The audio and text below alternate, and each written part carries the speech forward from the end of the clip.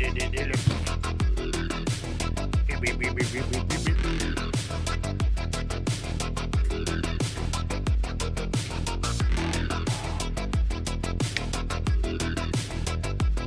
my God, where's my coffee? Who got my coffee?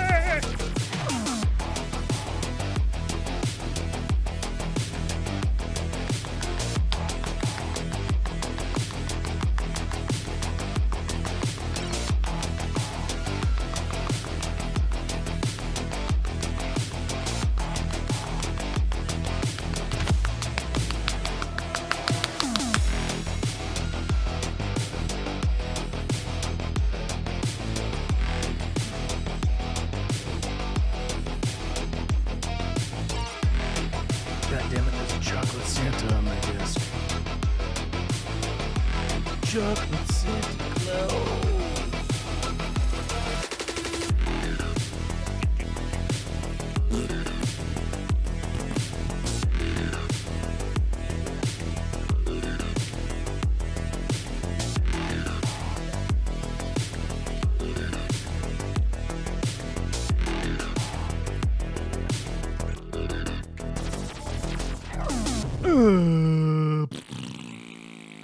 Oh, where's the chat?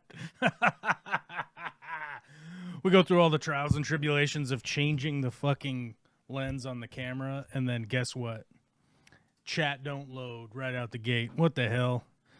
Oh, refresh that chat. Is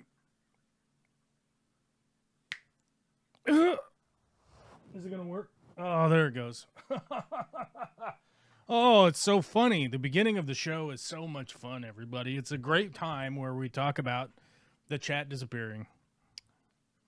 I got to do it this way. This is awkward, but I got to point at the chat with all four fingers that way so that everybody knows. We got our fingers right in there, into the chat, all four of them.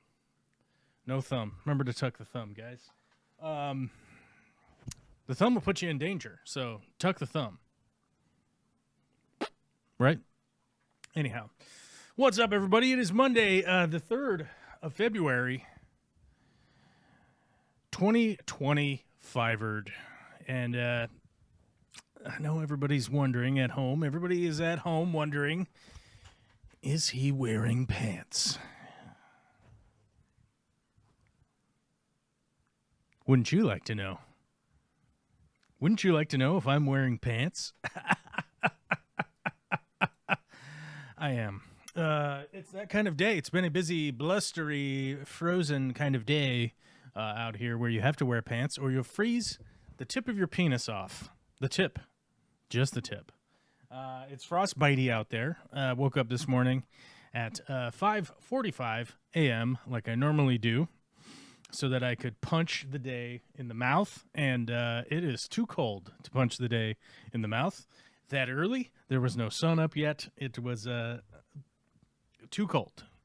The risk of frostbite on my penis, far too high. So, got a cup of coffee and went back in and warmed myself up again because I didn't want to get frostbite. Okay, it was 17 degrees this morning and supposed to snow last night, but it didn't. There was like a little bit.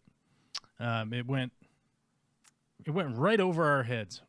It went over there, up into Canada. Fuck Canada. They got all the snow. Fuck them. God damn it. Got to swear lots at the beginning here to get demonetized right out the gate. Motherfuck. This ain't for your kids. This show ain't for your kids. Get your kids out of here unless your kids swear a lot. Mine don't. Although she does have permission to drop an F-bomb at home if she feels like she's got to get it out of her body. Because she's 6, and I don't know if she'll ever reach the age where she'll be able to say F-bombs on her own. Because this world is doomed, I'm telling you. This world that I live in, the United States of America, is doomed, my guy. We will soon be passing through an autocracy straight into feudalism, if only to be turned into something that looks like the work camps of Germany pretty soon. Pretty soon. That's where we're at. That's where we're at, and yet being defended still by lots of Americans. Chaos reigns in the United States, and I just don't even know what. I just don't even know. Well, actually, to be clear, I do know what to expect. First, the economy will go into recession. Then everyone will get. Well, okay. Actually, let's make this clear. I want to give you the stages of how this is going to happen, so it's on record, and then people could be like, "You were wrong," and I'll be like, "Okay, right." First, prices are going to go up. People are going to get outraged. Foreclosures are going to increase on single-family homes. Inflation is going to skyrocket. They're going to attempt to strong-arm the Fed into dropping the rate to 0% again, which is what they have already publicly stated that they want to do. That's just the whole reason they're doing all this insanity right now. Well, not the only reason, but partially. They'll drop the rate back to 0. Corporations will step in at the extraordinarily low cost of borrowing money after they've already converted a bunch of their stuff into crypto. They're going to use their crypto dollars as leverage to loan a ton of money and buy out all of the single-family homes that are left on the market. There will be a few people left owning their homes, but eventually the point will be to turn all housing into a corporately owned commodity. That will be the plan. If you want to see what I'm talking about, just go look at China, right? Just basically what they did in China, and they will continue to do that. We will go into a recession. We'll go into a wild spinning recession, which will eventually turn into the repeat of the Great Depression. We will be running through that again. Eventually, the farms will stop being planted. We'll start to run into actual shortfalls of food and fuel because we won't have the people around to do it anymore. People will start rioting and roaming the streets the way that they did in China. We are repeating history. We're abjectly and obviously, to anyone with half of a brain cell, will realize that we are repeating history that has already happened previously. The deportations have begun, in which they will start to ramp up the deportations. They'll start to slowly but surely add more payroll to the deportation teams, and eventually the deportation teams will have quotas, which they've already brought up that they have quotas in which they want to deport. They want to deport people. They're going to keep ramping that number up until they get to the point where they are going to start deporting, air quote, I guess deplorables. I guess we'll call them deplorables. They'll start deporting the deplorables and dropping you off in other countries with no access to any of your resources. So, I mean, think of it this way. If they take your passport, take your ID, take your cell phone, take any cash you have, obviously, what are you going to do when they drop you off in El Salvador, right? What are you going to do? They will continue to do that until they get to the point where there will be enough military pushback, I guess would say, militia-style pushback. And once the militia-style pushback comes into effect, they will purge the military of anybody who has, favorability towards the militias, and just go to straight open warfare against anybody who opposes them, and eventually move the whole entire country into... if you want to talk about, like, what is it, the Bridesmaids Tales or whatever that fucking show was, where What was that show? Bridesmaids something? Bridesmaid Tale? Handmaid's Tale. That's what it was. Sorry, not the Bridesmaid's Tale. Apparently the Bridesmaid's Tale is a lovely story of... I don't even know what these women are doing. What are these women doing here? I don't know what that is. Okay. There's these other women, the bridesmaids. Oh, it's not Bridesmaids. Handmaid's Tale. That's what we're talking about. And to those of you that are wondering, the person that... was it the writer...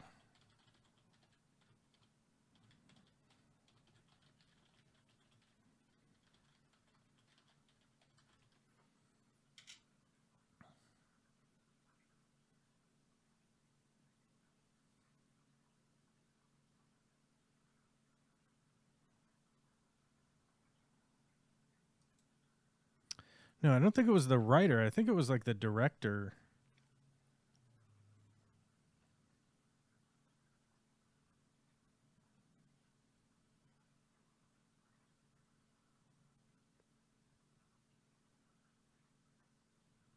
Let's see here.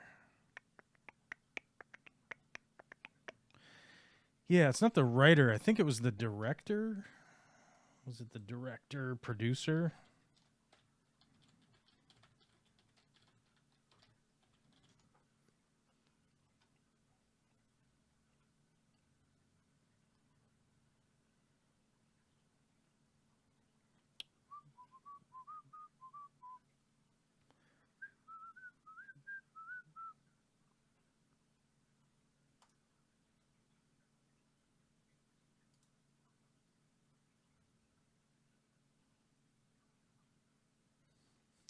Let's see.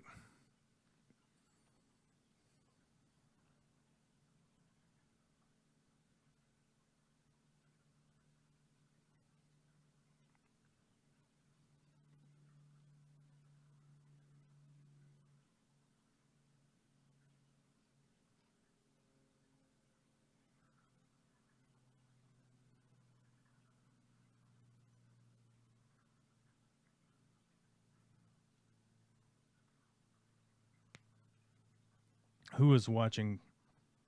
Oh, you're watching Vaush too? Yeah, I don't know. I don't know about old Vaush over there. He seems to have some strange skeletons in his closet, being a crazed Destiny simp for so long.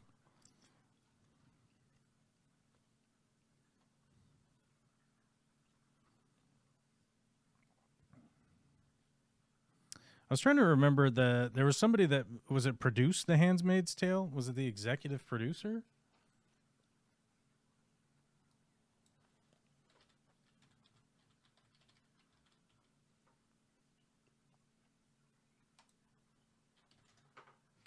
Meh.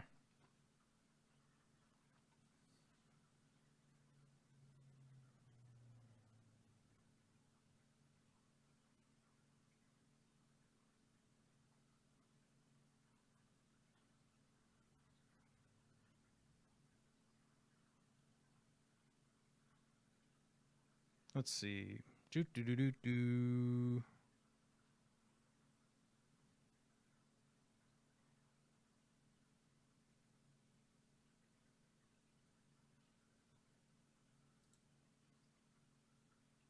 I don't know. I'll have Witchy Cat look it up and send me a link. Oh, that's right. We need to open up the green room, because then we can say hi to Witchy Cat. Where's the green room? There it is. All right, a minute. I'm all up inside the green room. If anybody wants to call in, you can. If anybody has any clips to send in, send them in the green room. There's a chat window also in the green room. You can send it in, or you can post it in the live stream on the Discord.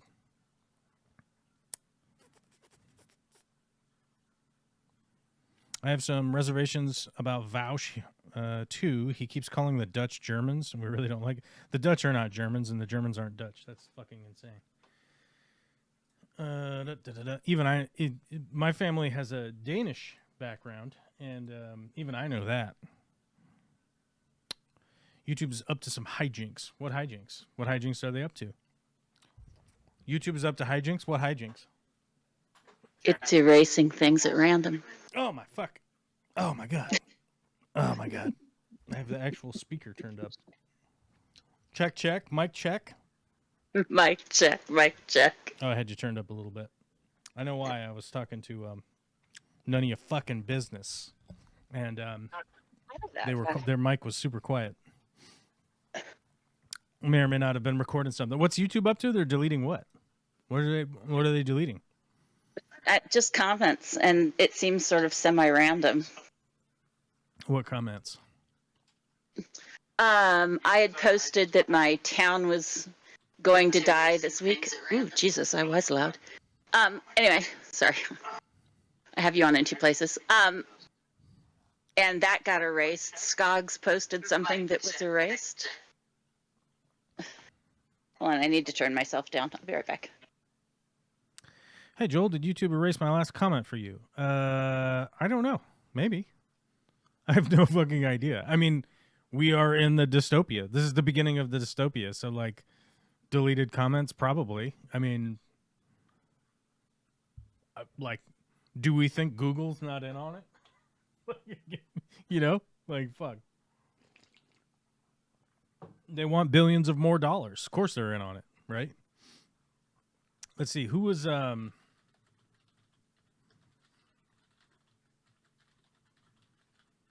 I want billions of more dollars.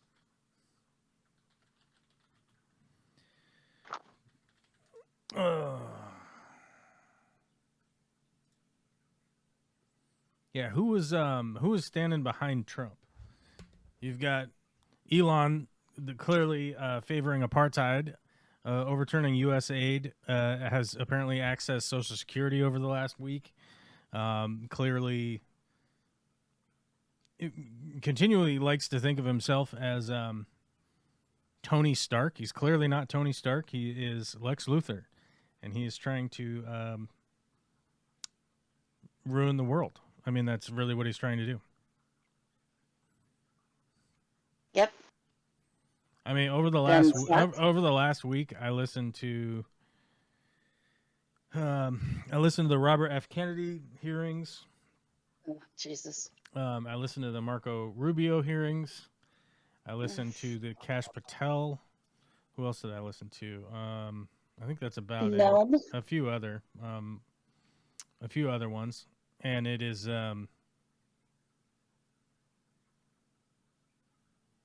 we are in the dystopia. Like, we are fucked. There's just no ifs, ands, or buts about it. And the reality is that, like, the Republicans, the conservatives, the Christian whack jobs, the fucking insane Americans that are carrying water for this still. My reasoning for caring about this is those people also. Like, people don't seem to understand that, like, if I call some right-wing Christian fucking crazy person from Alabama a retard, right? Suddenly they're like, you wished him to die. I'm like, no. That is not even remotely my take at all. My take is 100% for the betterment of all Americans, not just the ones I like, which is in my opinion, the vast difference between all these people in the Trump administration and the majority of Americans. These people do not have your best interest at heart, and it is glaringly obvious at this point what they are doing. And people that are carrying water for them at this point, while I would be angry at them, I feel bad for them. And while I will argue with them, I not only do I empathize, but I also sympathize with these people, right? I don't think that they are inherently stupid. I don't think that they are inherently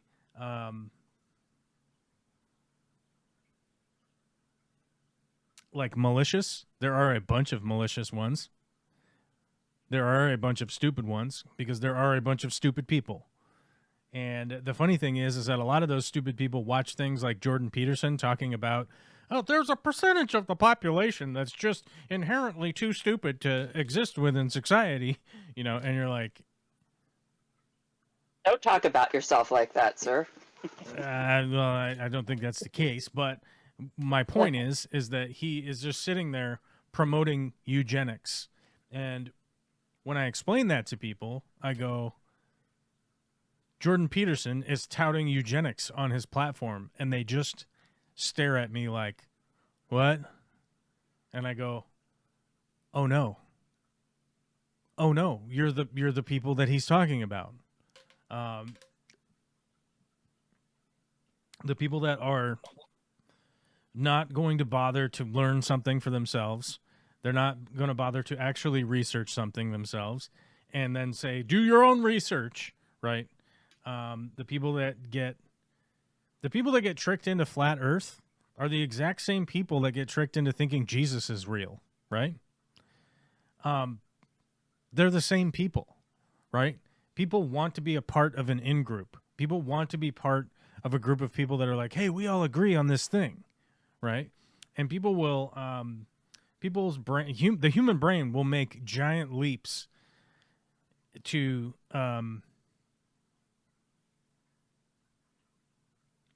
don't even know what the word is exactly I'm trying to put out there, but the human brain will make giant, what am I thinking of here?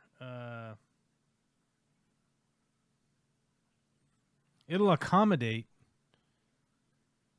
and create excuses and create it'll rationalize staying within a group as opposed to leaving a group. And the way to explain that, the easy way to explain that would be humans evolved in a world that was absurdly filled with dangers, right?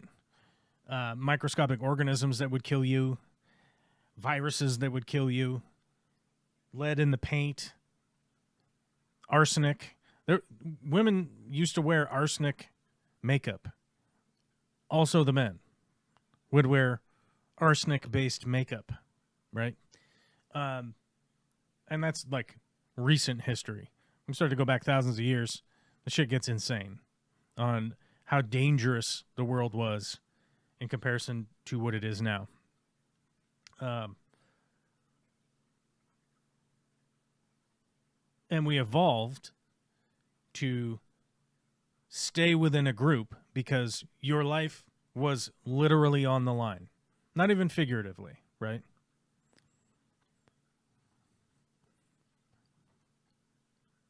Blue Ram Tetra Rasbora says we should just appoint Takashi Amano as Emperor of the World and leave it at that.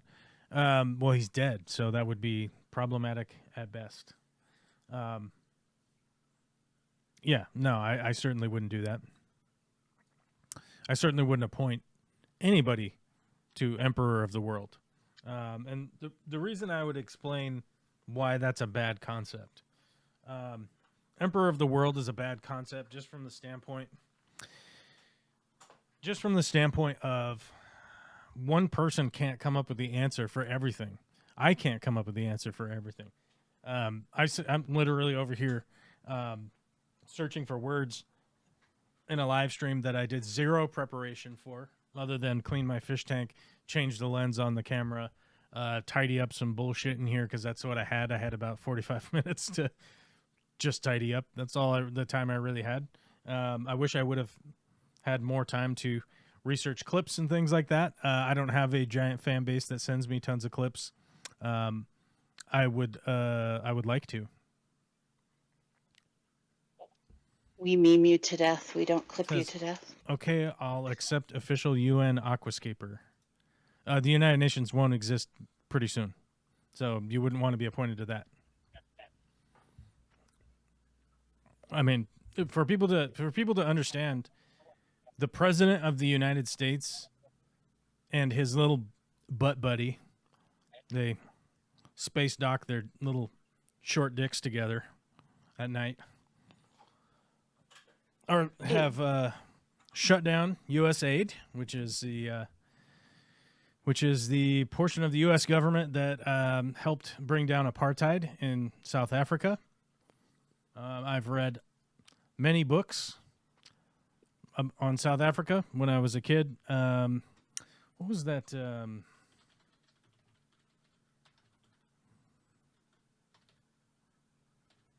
Hold on, let me see if I can find. Oh, I know what it is. I know what it's called.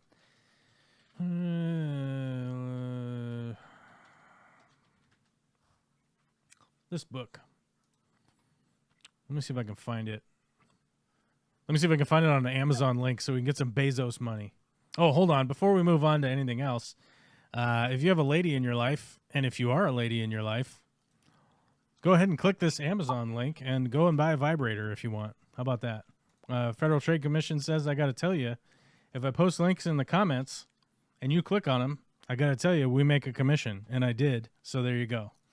I'm going to say it for the rest of the stream, too. If I post a link, it might be a sales link. I don't know. I might have to say it again. But let me find this book.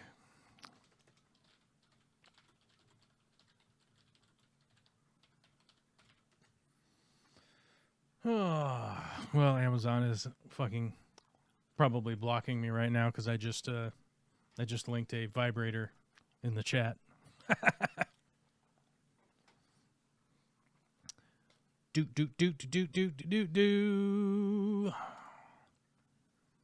First off, when did this book come out? I don't remember when this book came out. 1948.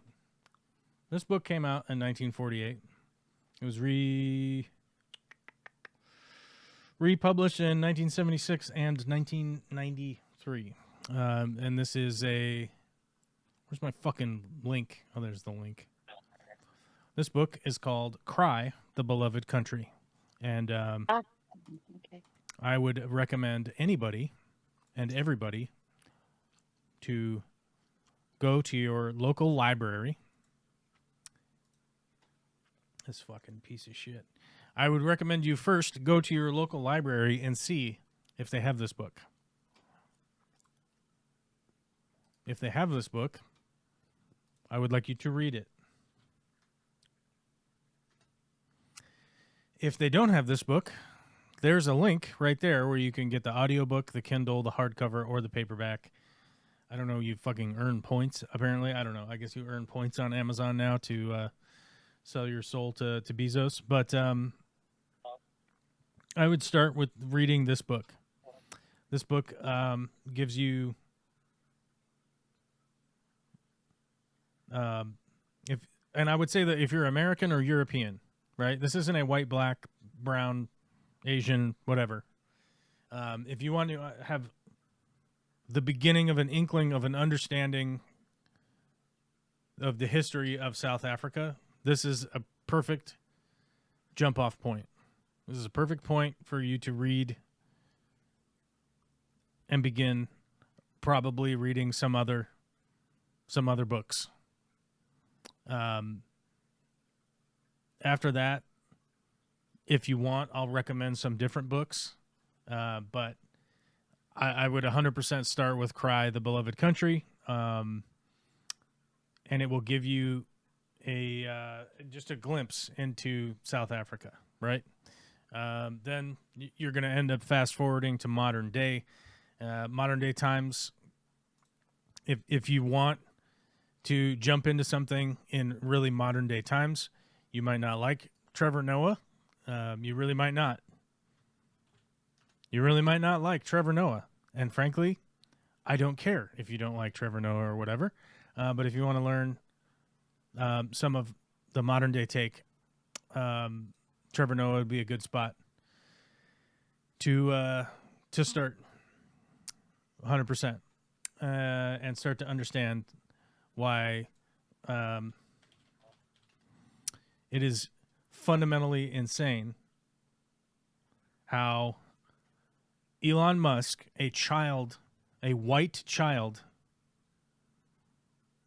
of modern day apartheid, that would be Elon Musk, the beneficiary of modern day apartheid in South Africa, who, by the way, has admitted to illegally coming to the United States himself and illegally working in the United States himself.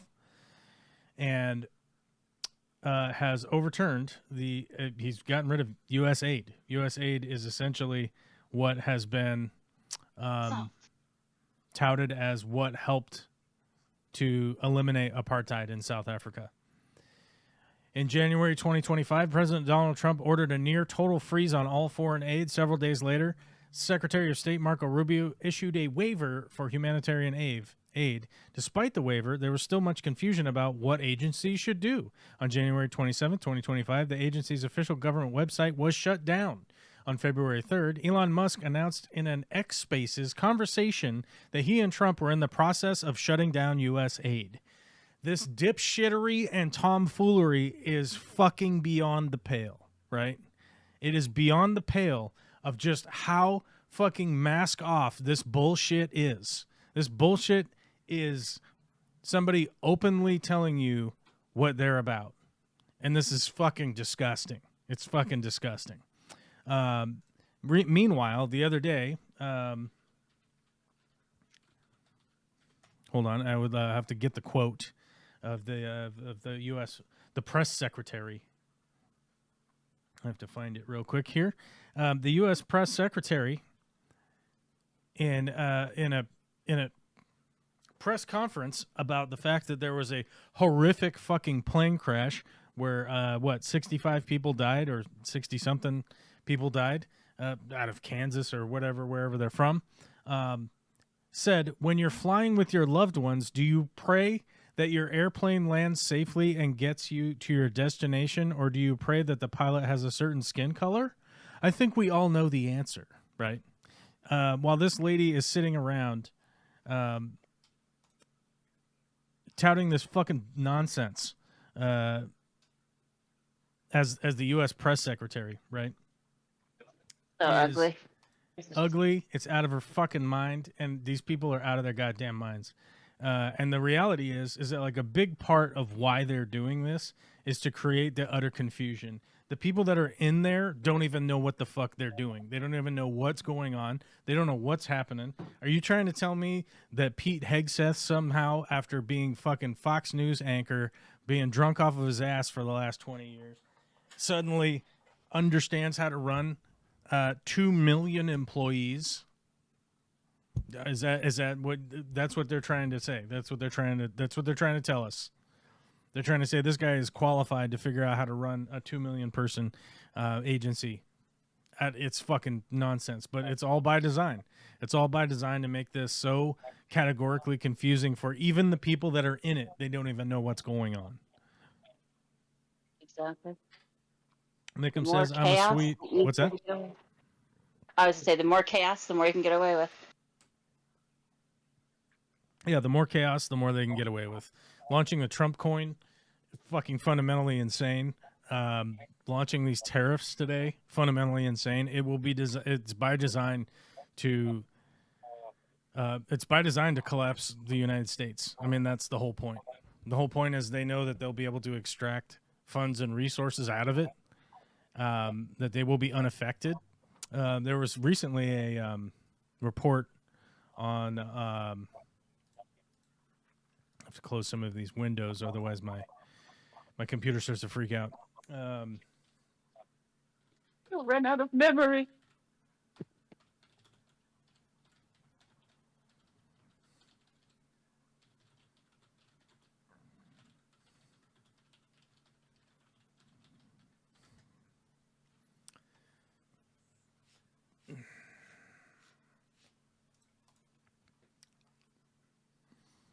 This is one of the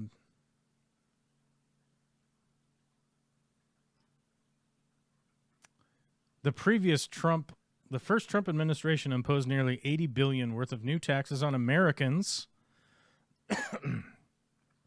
by levying tariffs on thousands of products valued at approximately $380 billion in 2018 and 2019, amounting to one of the largest tax increases in decades.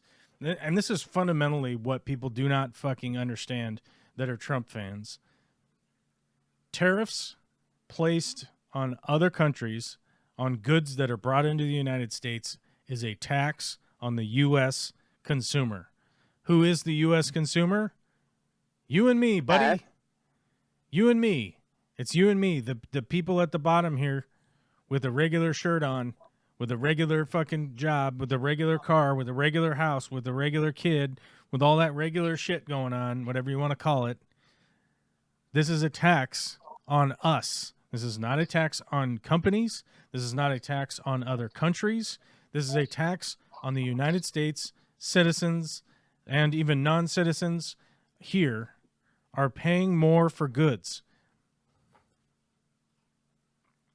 And the other piece of that people are forgetting or you're overlooking. getting them fucking too distracted. Don't get them too distracted. But it's important. I'm gonna sock you through the internet. Hold on, we'll get there. Hold your thought. Take a note. I'm waiting. All right. Before accounting for behavioral effects, the $79 billion in higher tariffs amount to an average annual tax increase on U.S. households of $625. Based on the actual revenue collections data, trade war tariffs have directly increased tax collections by $200 to $300 annually per U.S. household on average. Both estimates understate the cost to U.S. households because they do not factor in the lost output, lower incomes, and loss in consumer choice the tariffs have caused. Now, when it's been on a deeper level analyzed, it's about $100 a month that you're paying in extra tax just so this dipshit can put tariffs on things. And when I say by this dipshit, I mean Donald Jerome Trump, whatever the fuck his name is, if you're confused on who I'm talking about. If you talk to Trump supporters, they'll go, well, "Why didn't Joe Biden get rid of the tariffs? The tariffs must have been good. That's why Joe Biden kept them." Okay. Once you've placed a tariff on something, guess what happens? Right? The oppositional country that you have placed the tariff on will, what do you think that they will do? They respond. Yes, they respond by placing a tariff on American goods, right? Or American energy, or American intellect, whatever you want to call it. Whatever our export is, they're going to place a tariff on that, right? Once they place the tariff on it, now you have to negotiate, or you just remove your tariff, and now you're at a deficit to them, right? So you have to go down to the negotiation table. Now, when Trump initially went into office the first time, he spat in the face of so many agreements that had already been made, like the Paris Accords, or raising the Iran nuclear agreement. Or the Iranian nuclear agreement, or increasing the amount of drone strikes overseas and hiding the drone strikes by overturning the automatic FOIA reporting for whenever a drone strike was made. I don't know if you guys remember that.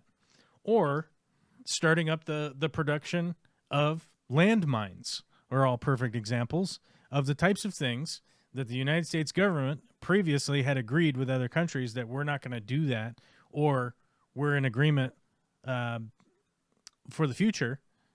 And the reason that becomes a problem when the president comes in and just decides, well, fuck it, I'm just going to blow up all this stuff, right? Metaphorically and literally. What happens is it erodes the trust that other countries have that if they make a deal with the president now, that the next president coming in won't just disregard whatever agreement was made, right? So that's why Joe Biden was unable to overturn the tariffs that had been put in place by the previous president, Donald Jalopy Trump. Is because most of these countries are like, yeah, I don't know, you're probably going to elect another fucking insane president who's going to do insane shit. And fundamentally, whether or not anybody agrees with me that there was some fuckery in this last election, you should at the very least agree with me in the fact that it was illegal for Elon Musk to go around offering $1 million for proof that you voted for fucking Trump, right? Yep. Like, that should at least be a problem in your mind, regardless of who you are. Even if you're the person that won the $1 million, you should at least have the fucking brain cells to realize how categorically insane that is. You might have gratitude. You might have gratitude for having gotten $1 million. Sure, you might be grateful for it. But you should also at least understand that you're involved in essentially what is a crime. You probably won't ever be prosecuted for it, because I really don't think the U.S. government will last this next 4 years. Nope. Can I use my note now? Yeah, I want to hear it. The extra tax that people are overlooking where tariffs are concerned is Trump and Musk want to get rid of the IRS and place a VAT in its place, a basic national sales tax. And so they would like prices on things to go up so that they can collect that much more cash grab tax from you.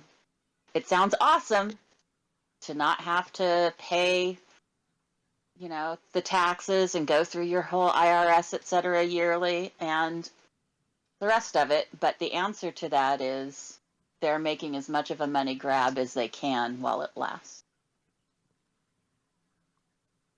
Well, I mean, the unfortunate thing is that it's just an extortion scheme, right? Exactly. It's an extortion scheme once you have control of the biggest fucking military ever, right?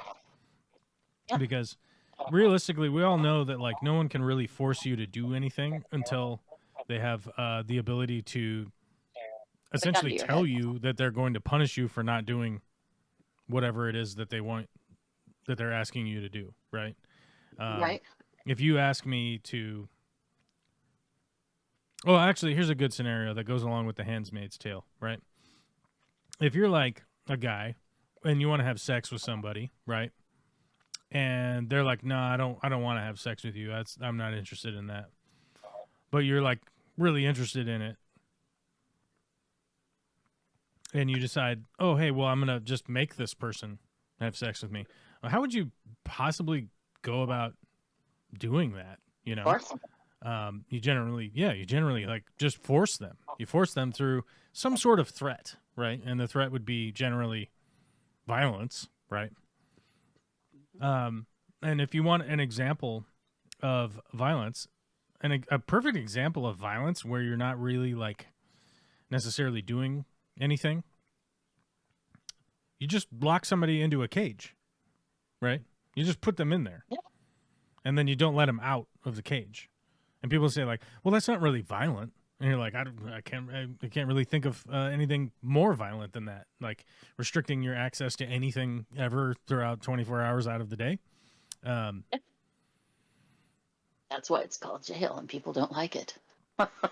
Yeah. You know, and so when you actually have the ability to do that to lots of people, right? That's an enactment of violence, right? So let's say you want to have sex with somebody and they don't want to have sex with you. So you just lock them in a cage until eventually they say, okay, you can have sex with me now. Right. That's essentially what is going to happen with the U.S. government. And by the way, they're expanding Guantanamo Bay. Right. So supposedly vacation in Cuba. The supposedly Republican conservative talking point of that Barack Obama was so weak he couldn't close Guantanamo Bay, right?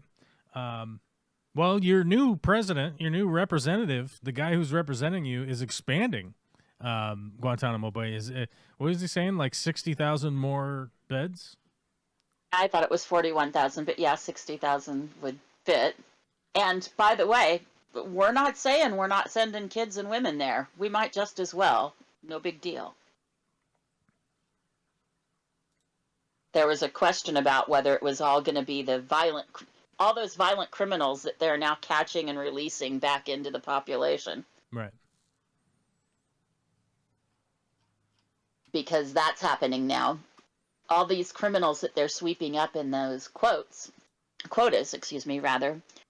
they're now putting on ankle monitors and turning back loose. So even if you're rah all for the immigration roundups because you think they're being deported, they're not.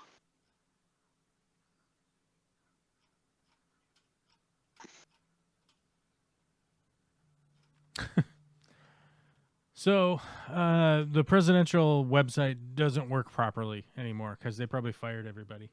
So they're expanding the Migrant Operations Center at Naval Station Guantanamo Bay to full capacity.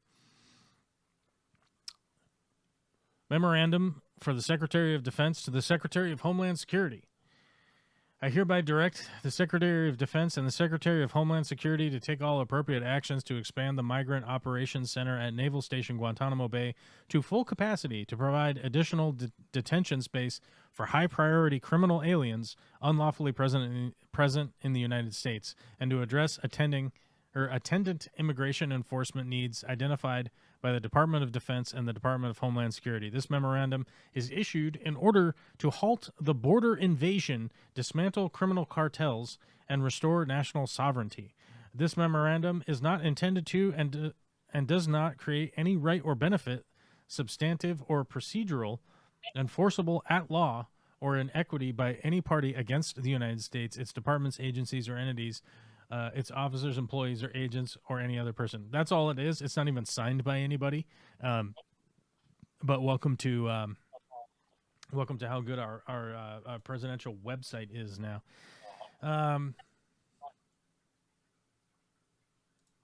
This fucking updated their terms, so you can't read that article anymore.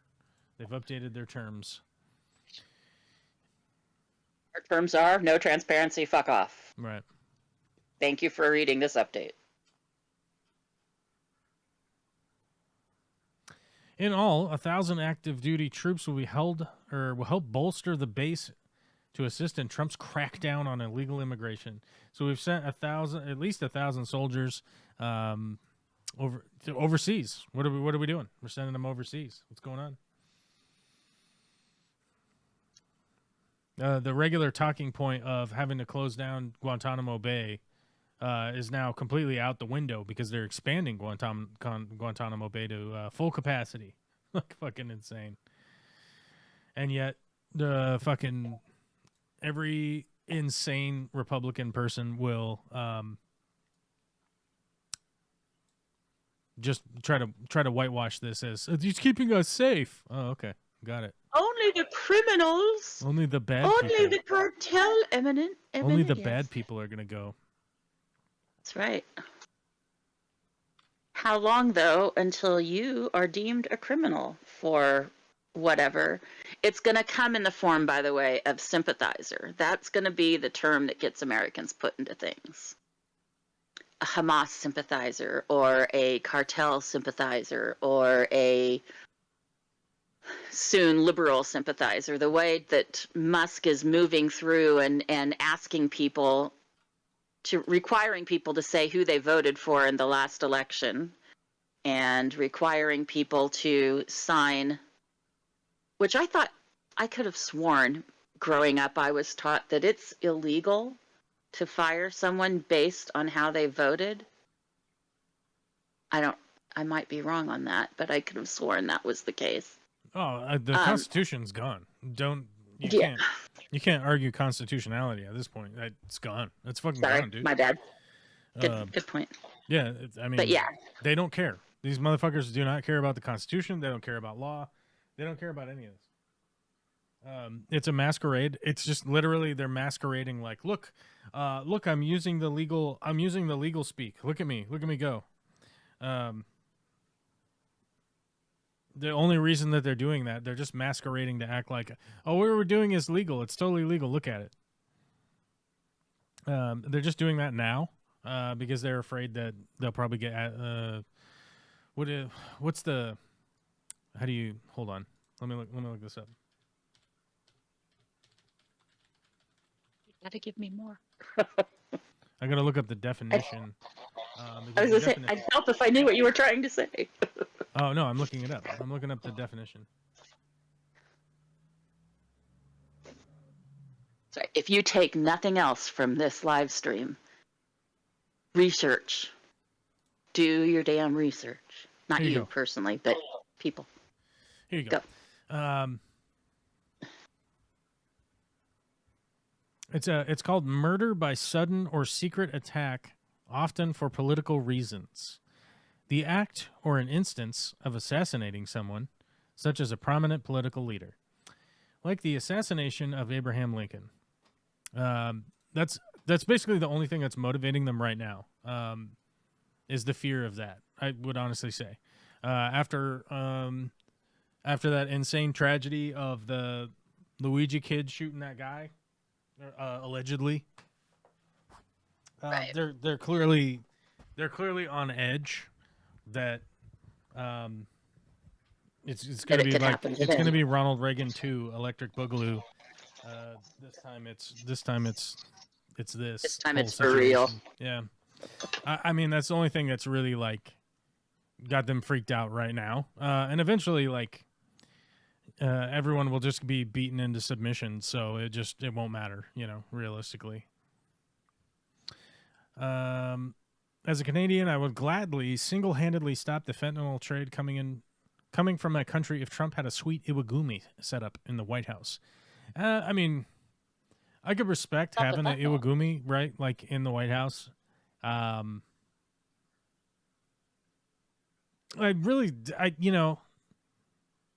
Didn't what art did Hitler own? I can't remember. Well, didn't he go around I can't remember the world exactly. collecting great masters? What's that? He went around the world collecting great masters. What art didn't he own? He had. I know. What I'm saying is I can't remember what he had hanging up in his house, and I don't want to say that it was like it was Van Gogh or something. Right. I get it. Wrong, right. Adolf Hitler owned a large collection of paintings, including The Astronomer by Jan Vermeer and The Four Elements by Paul Ziegler. He also had paintings hung in his office in Berlin. But yeah, so like these two paintings, he had these always near him, right? It's The Four Elements. It's this one. We need fucking images. Where is it? Why can't you look it up?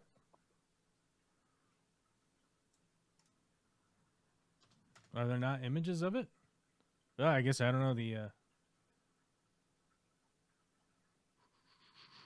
I guess the internet. I guess the internet doesn't have images. What the fuck? Why doesn't it? All right, hold on.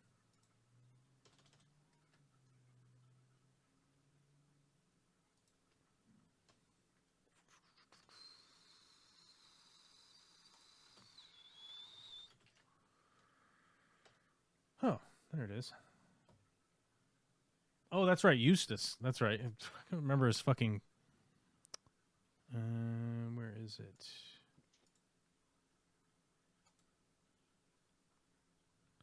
That's Spirit of the North.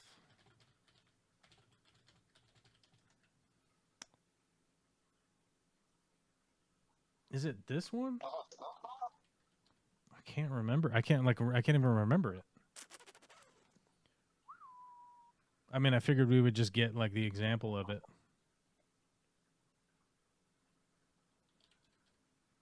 I do not know. Hold on. All right, we'll just look up this one then.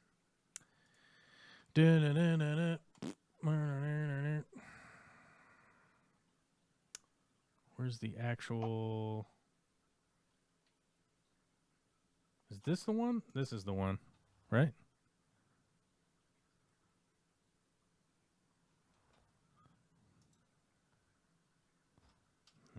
Oh, there it is. Okay. He had this painting, right? Now I even forget. I just took so long to like fucking look up this simple ass shit. I can't even remember what we were talking about. This painting someone right wanted. So this would have been either The Astronomer or The Four Seasons. Yeah. This is The Astronomer right here. By Vermeer. But more importantly, right, like... Hold on, I gotta get rid of this. I don't even know why I even brought that up as an example. I don't know why my... Because someone was saying that they would clear up the fentanyl trade if Trump had put an iwagumi. Yeah. Okay. So like, Hi. I guess my Brian. point there is that, like, you know, Hitler had wonderful pieces of art that were 100% unassociated with him and his madness, right? In his office, and he constantly had all these like brilliant pieces of art. So, and yes, Widget Cat is correct. He did go around and collect all this art, but I was trying to remember the pieces that he had. He always had them around for whatever reason. I don't know why. Probably because his fucking schizophrenic, ridiculous, fucked up brain, just for whatever reason, clung to those. Well, probably because he was an artist and so always wanted to aspire to or whatever. Well, I mean, he just did a lot of drugs and he had a lot of psychosis and he had a lot of problems, but he was really good at public speaking, which is very, very similar to the current thing that we're in right now. And my point is that, like, just because they had like a nice piece of art hanging around, like an Iwagumi aquascape, as that example, I mean, it really certainly doesn't it doesn't clear them from the crimes against humanity that they're fucking doing, right? Like that's my point. It would be cool that to get that kind of like coverage, I guess, you know, of like, hey, here's a cool hobby that you could do in your downtime. Although the reality is that like this hobby is probably not going to exist very soon, right? Like, what are the main things that disappear when a Great Depression happens? Any side or non-required item in life. Right. Anything that isn't food, shelter, clothing. That all goes by the wayside. Aquariums hit the top of the list of, hey, I can't spend resources on these aquariums, right? Unless you start moving over to aquaponics in a major way, that is correct. Oh my God, I really want to say something right now, but I'm not going to. Go ahead, be rude to me. It's all right. I deserve it. Oh, nope. I'm just saying, like, the reason no, I'll tell you later on a side call. Okay. What I'm all right, really want to talk about right now. All right. Go ahead. Non-publicly. My bad. Right. may or may not have received some information that is categorically fucking hilarious. Deny. All right, cool. Anyway, moving on. But this all started with the billionaire bros behind Trump on the dais. This started 40 fucking years ago with the Heritage Foundation and all of this fucking pre-planning to insert judges into our country to insert these judges over and over and over again into our government in order for them to allow things like austerity measures. And if you're confused at what austerity measures are, I would implore you to fucking look them up. It's called cutting resources. It's called cutting services to people, right? In favor of payoffs to big business, right? It's like when Boeing decides to cut their quality, right? Because they're going to buy cheaper stuff. They're going to do less inspections. They're going to do less things. That's called an austerity measure so that they look more profitable at the end of the year, right? And then the and then the shareholders get a bigger return at the end of the year, right? Then the door falls off an airplane. And the reason that like austerity measures mean something is because that's what's been happening in the U.S. government for about 60 years now. And the way that this works is, first we come out and we make fun of a social program. Let's use welfare, for example. How about the fucking 8 years of my early childhood where the president of the United States was regularly, frequently, constantly, nonstop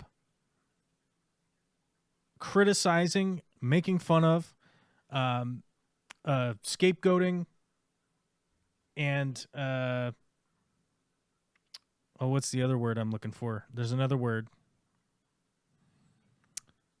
Villainizing? Yeah, villainizing is good, but what's the when you characterize a whole group as one thing? Stereotyping.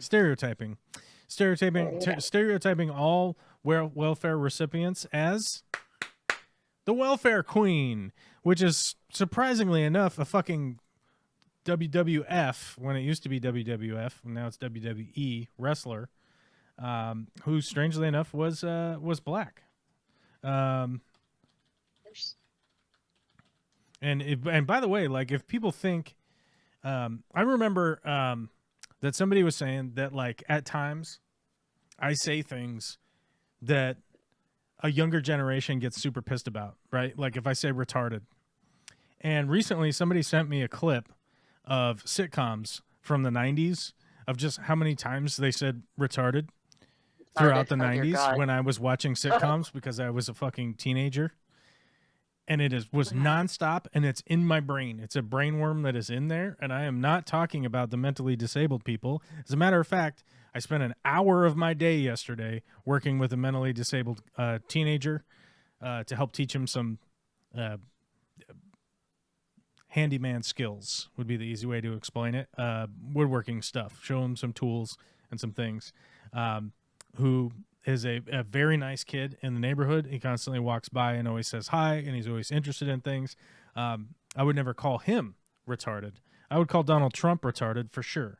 But this is a perfect example of my childhood where Ronald Reagan spent from 1976 all the way through 1989 shrieking about how everyone was what's that? Single mothers were popping out children to keep welfare checks. Right, to keep welfare checks, to get more welfare checks. And the funny thing is that the Ronald Reagan administration was full of Klan members, right? The Ku Klux Klan, you know those guys? They were full of Ku Klux Klan members, right? And if we start to talk, and if people go like, oh, this makes me uncomfortable to talk about this stuff. Oh my God. Oh, blah, blah. Okay, cool. But you got to remember, these are the people that are my parents' generation age who are still coherent. There's nothing wrong with them. They're wandering around. They're posting pictures on fucking immigration, Instagram and Facebook, and they're posting stuff, and they're constantly talking about how the kids these days are fucking this and that and the other thing, and they're not dying because of modern science. Modern science is keeping these people alive well into their 90s, right? People that are my parents' age are 75. Do you think they're dead? They aren't dead yet. You just elected a guy to be president that is older than my mom, right? Is older than my dad even, right? And these people are still alive. And if you're assuming that fucking Donald Trump is going to be alive for the next 4 years, you would assume that the people that are my parents' age are still going to be alive. And these are the people that were alive and young during the Ronald Reagan administration, likely doing a shitload of cocaine, right, at the time, constantly talking about welfare queens and how like fucking black people were stealing money from the U.S. government so that they didn't fucking starve to death, right? And the level of this, the level of this insanity coming from what is it? Who was that fucking shitbag? Who was Reagan's advisor? Oh God. Southern Strategy.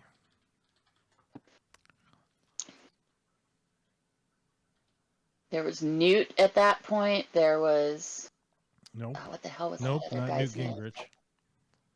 Lee Atwater. Atwater. I always forget this guy's name. Lee Atwater and the Southern Strategy.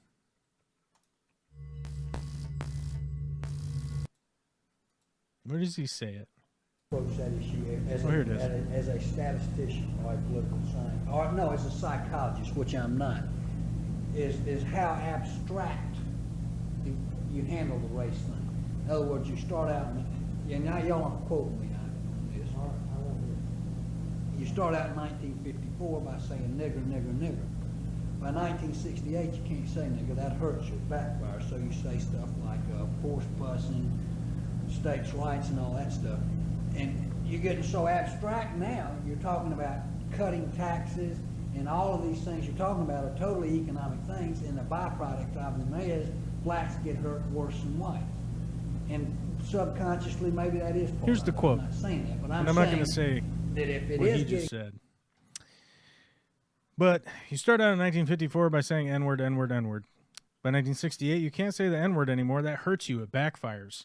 So you say stuff like forced busing, states' rights, and all that stuff. And you're getting so abstract. Now you're talking about cutting taxes. And all these things you're talking about are totally economic things. And a byproduct of them is blacks get hurt worse than whites. We want to cut this. Is much more abstract than even the busing thing, and a hell of a lot more abstract than N-word, N-word.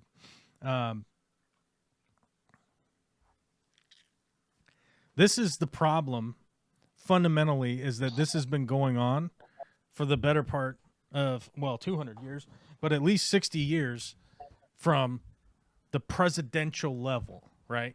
For how long that this has been going on. That austerity measures come in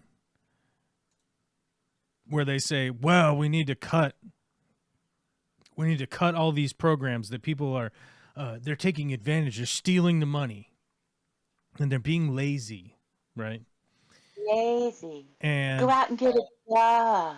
So they create austerity measures, right?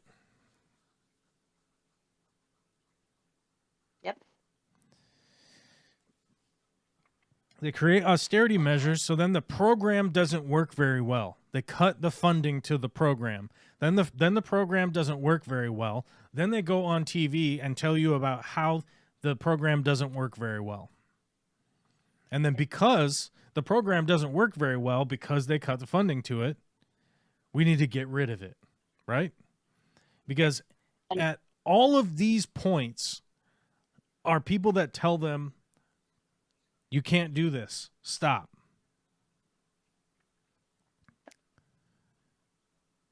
And when those people are there, then they have to do some kind of action because somebody has told them to stop. Hey, you can't do this. You have to stop now. So what they're doing is, at this point in 2025, is they're just going to eliminate all of those people that could possibly say stop at any point to stop them from slowing down. And the reason I say this has been going on for a really long time, and I've talked about this before, most people don't remember the second Bush administration. Jesus. And the reason I say the second Bush administration is because George W. Bush's first presidency was the second Bush administration. George Herbert Walker Bush was the president, who was George W. Bush's dad, who was the vice president of Ronald Reagan. And he was also the head of the fucking CIA before that. Yep. And the first time that George W. Bush got elected, there was this whole hanging Chad conspiracy. Right. That because the country was split 50-50, it came down to some judges in Florida judging on whether or not Al Gore won the election or George W. Bush won the election. And strangely enough, two of those judges, one of them was Brett Kavanaugh, and the other one was Amy Coney Barrett, who are current Supreme Court judges. Strangely enough, people go like, oh, you sound like you're so conspiratorially minded when I bring this shit up. But those were both Heritage Foundation judges. Those are both judges that were put in place by the Heritage Foundation and promoted by the Heritage Foundation because they gifted a fucking election to George Bush and a pat on the back deserves a pat on the back, right? In the good old And boys by club. by the way, folks, it's not a conspiracy. Well, it is a conspiracy, but it's not or wasn't outside the bounds of law. If you read Mitch McConnell's recent victory lap, where he talks about, it doesn't matter what votes I did in the Senate, in the Congress, or Senate rather, my important job was getting judges appointed. Oh, yeah. Mm-hmm.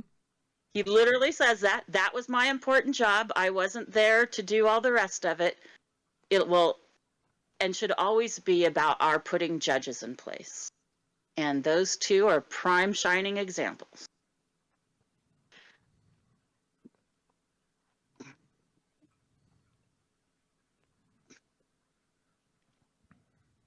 So when you say, oh, well, then that's crazy, they shouldn't have been allowed to do that. All perfectly legal. They were working within the bounds of law at that point so that they don't have to now. Right.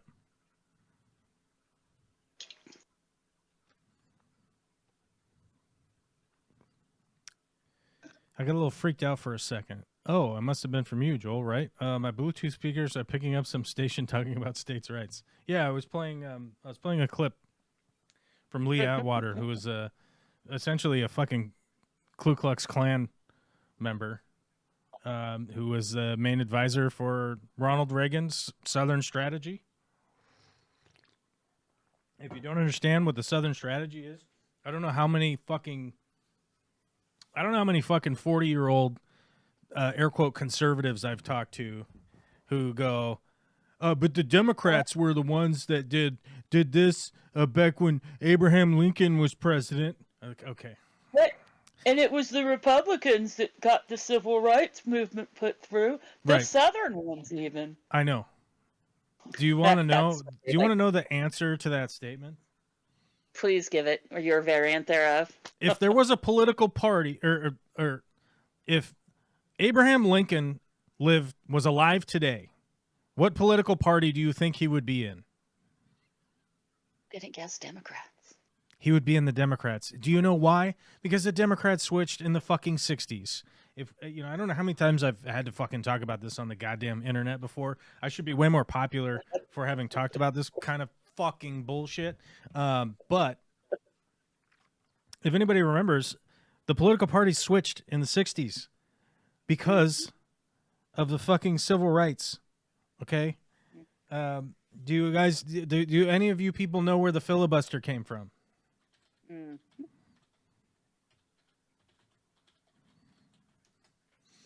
Do you know where it came from? Are you asking me specifically? Yeah, do you know where it came from? 63, 64, arguing over civil rights, as I recall. It was a Democrat trying to stop, and then it switched. I don't recall completely. Obviously, I'm fucking it up. Go for it, sir. Okay. Lead on, Teach. It's okay. So the filibuster actually existed since the early 1800s, right? I think James Madison was the first one to implement a filibuster, which meant he essentially just, let me see. Actually, hold on, look. Indeed, the stated purpose of the Senate at the time, 1787. Okay, so the first apparent filibuster happened in 1787. We were not long out of the gate. All right. Yeah, and so the idea of the filibuster was to speak on the floor until essentially they would run out of time, right? So whatever topic it was that you were going to talk about, like getting funding for the interstate. When you start getting the funding for the interstate, right? And you say, I don't want to do that, right? I like potholes. Leave them there.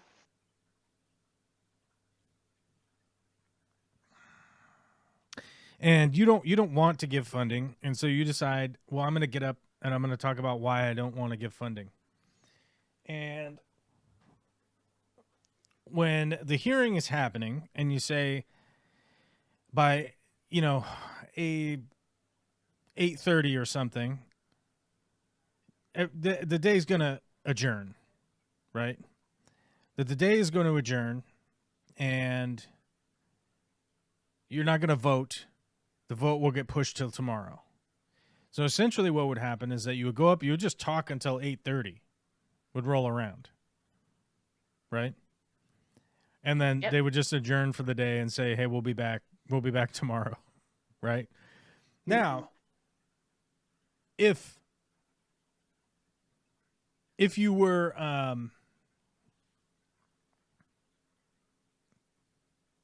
if you were so bold, you could just start talking again the next day. And eventually, if you never stop talking,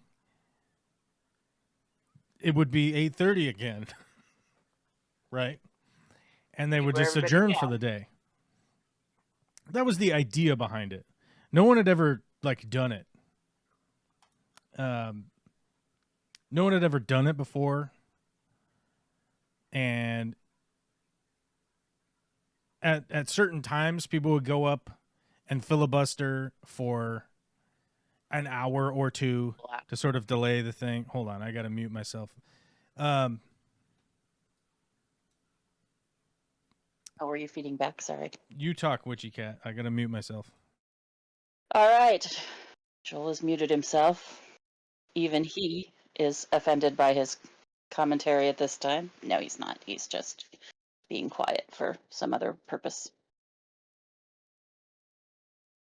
So he's back until he's interrupted again.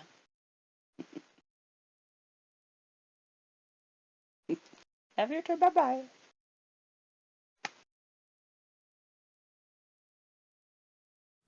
Okay, there we go. I'm back. I had to mute myself in case I didn't give away any secret fucking information. Like, hello, Vicky, I want to touch your butt. And then people would be like, what? He's saying that to Vicky. That's crazy. And I'd be like, she's my spouse. I want to touch her butt all the time. Every day, all day. All the time. Got to touch it. Got to touch it. All butt touching. All the time. So as we were talking about the filibuster, the idea is that you could get up and speak as long as you could possibly speak. You couldn't switch out to another person. And if you left to go take a shit or whatever, your filibuster time is up. And if your filibuster time was up, they would move on to the next thing. So essentially the best hope that you could have was to filibuster for a certain amount of time while the senators or in the House of Representatives, they would be like crazy. They could all be talking to each other while you were up there rambling on about nonsense to try and get some votes for whatever it is that you wanted passed. And the assumption was, okay, people will use this sometimes when something is really important, and because it's really important, they'll have a good thing to say, and you could do it. It never really happened until 1964 when Strom Thurmond,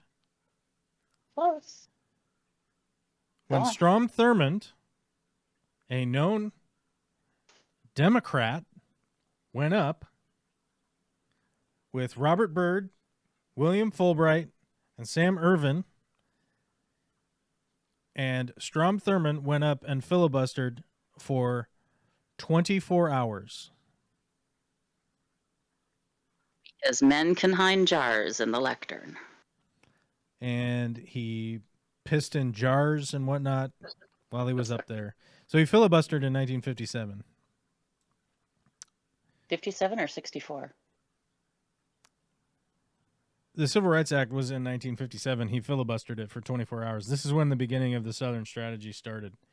And the Dixiecrats, the Democrats in the South, sided with Strom Thurmond, who was a huge racist piece of shit. He's a garbage person, trash person. He's idolized by Republicans today.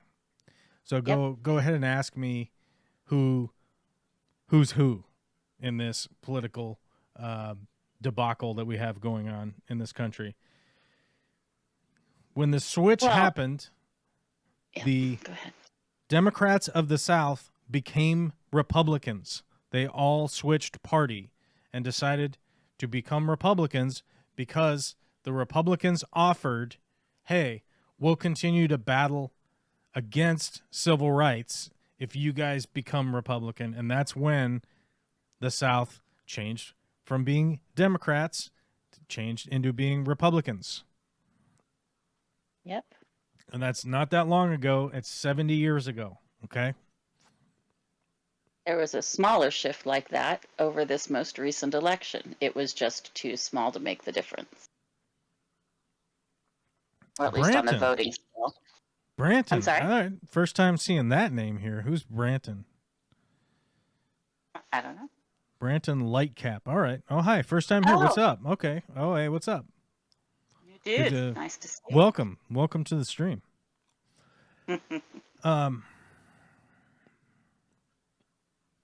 Ever think that it's kind of weird? We're still fighting the same civil war from many years ago? Yeah, we still are. The reality is that the Heritage Foundation is a heavily racist group of fucking old-timey, weird Christian fucking Klan members or whatever. And they've been promoting these people for years. And they're collecting money from rubes that go to church every day or every week and give them money. And they donate money and they think they're doing something good. And we refuse Ha ha, to teach cope our and see. children Good history. luck.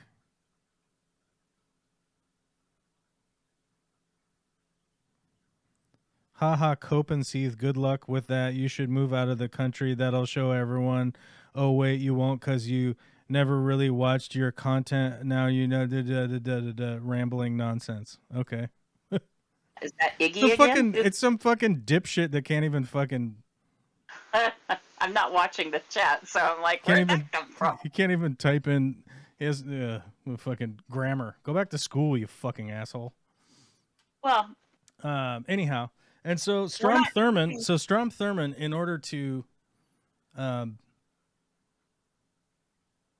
oppose the Civil Rights Act, stood up at the podium for 24 hours straight, arguing against it, peeing in jars, relieving himself behind the podium, people essentially propping him up, writing things down for him to read because he was running out of things to say.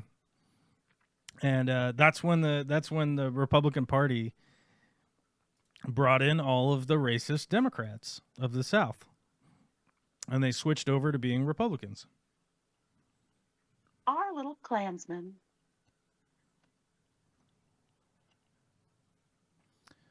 So JFK was the start of the switch and not FDR? No, JFK didn't have any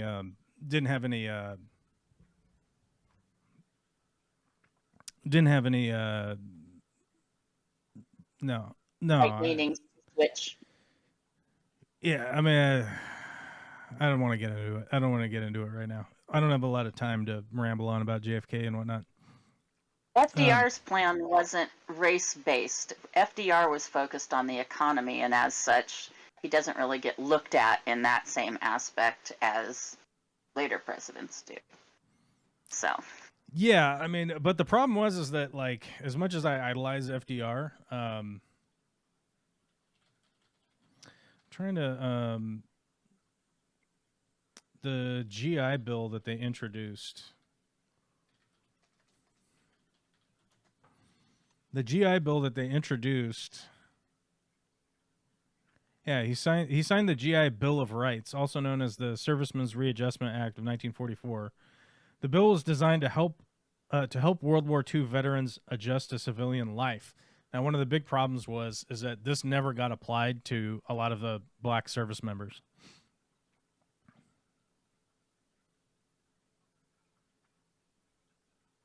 Because they were still being pretty much overlooked and poo-pooed during that era, as were the Native and other, yeah. You know what's the weird thing is, like, right near the area where I grew up, there's all these weird houses that are cinder block houses. Ah, that sounds like military housing. Yeah, they're very small cinder block houses, and there's a shitload of them. And they're not military housing anymore, but they were built during World War II. Under the And GI. the funny thing was when I went to look them up, it turns out Boeing built them. And Boeing built them at the time. If you go look at the old documents, Boeing built them for migrant workers that essentially like black workers that they brought up from the South. They brought them up all the way up to Washington. Right. People forget that Boeing has a field over on the eastern side of Washington in Moses Hole. Yeah. But they brought them all up here, and they essentially, what they did is they had them stay in those houses until the war was over, and then they revoked their residency. Lovely. And Nice. you're like, wait, what? What the fuck, man? Like at every turn, you're just like, hey, how evil could I Boeing is be so right now? Hold on. problematic. Let me think about how evil I could possibly be right now. Like, what the fuck? Jesus. Ugh. Same thing happened in San Francisco. Same thing happened in Boston. Same thing. Whatever city you represent, you fucking Oklahoma guys or whatever. Like, oh, Tulsa, Tulsa's the best or whatever. We had the proudest black Yeah. contingent And, fighting in the... well, no, I'm saying that like whatever city you're in, and you think Houston's the best or whatever, or you think LA is the best, or you think whatever the fuck, because we're all on some kind of team, right? Like it's some kind of team sport that we're on. To miss that. Okay. That essentially, if you go back into the history of every one of those cities, there was some fucking insane shit like that happened during World War II. Where essentially what they would do is they brought in a ton of people. They brought in a ton of people from out of state to come work in these factories because they sent all the young men off to war, and because they were hella racist, they were like, we can't mix the blacks and the whites together. So there were a lot less black contingents fighting in World War II, although admirable, and they fought just as hard as the white guys, if not equally as heroic as everyone else. They actually, I don't know 100%. What was the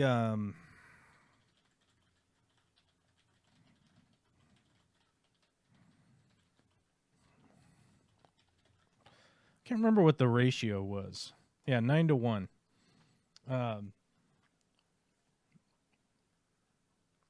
So the black soldiers were only made up about 10% of the military population during World War II, which actually I wonder what.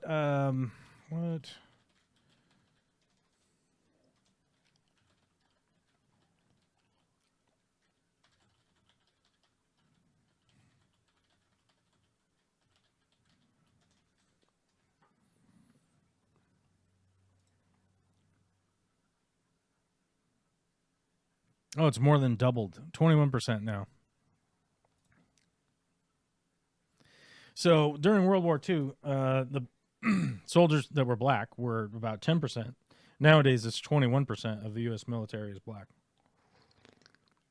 Still ironic, since How ironic. The irony of it all. white Americans are no longer the majority. I think they still Anyway. are. No, I meant of the country, not of the military. Sorry, I should They're have both. clarified that. I think America's still like 60% white or some shit like that, right? I thought it was tilted, or at least a lot closer than that. I might be wrong, obviously. I'll look that up real quick. Demographics of the USA. Oops. Oop, I held down the wrong button. Uh-oh. USA. There. No, it's huge. Because I think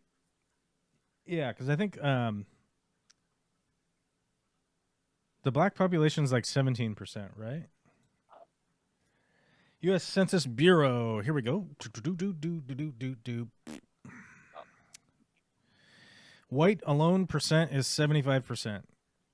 Black alone percent is 13.6%. 0.7. Asian, Indian, and Alaska Native is 1.3. Oh, man. My daughter's a minority. Did you know that? I did.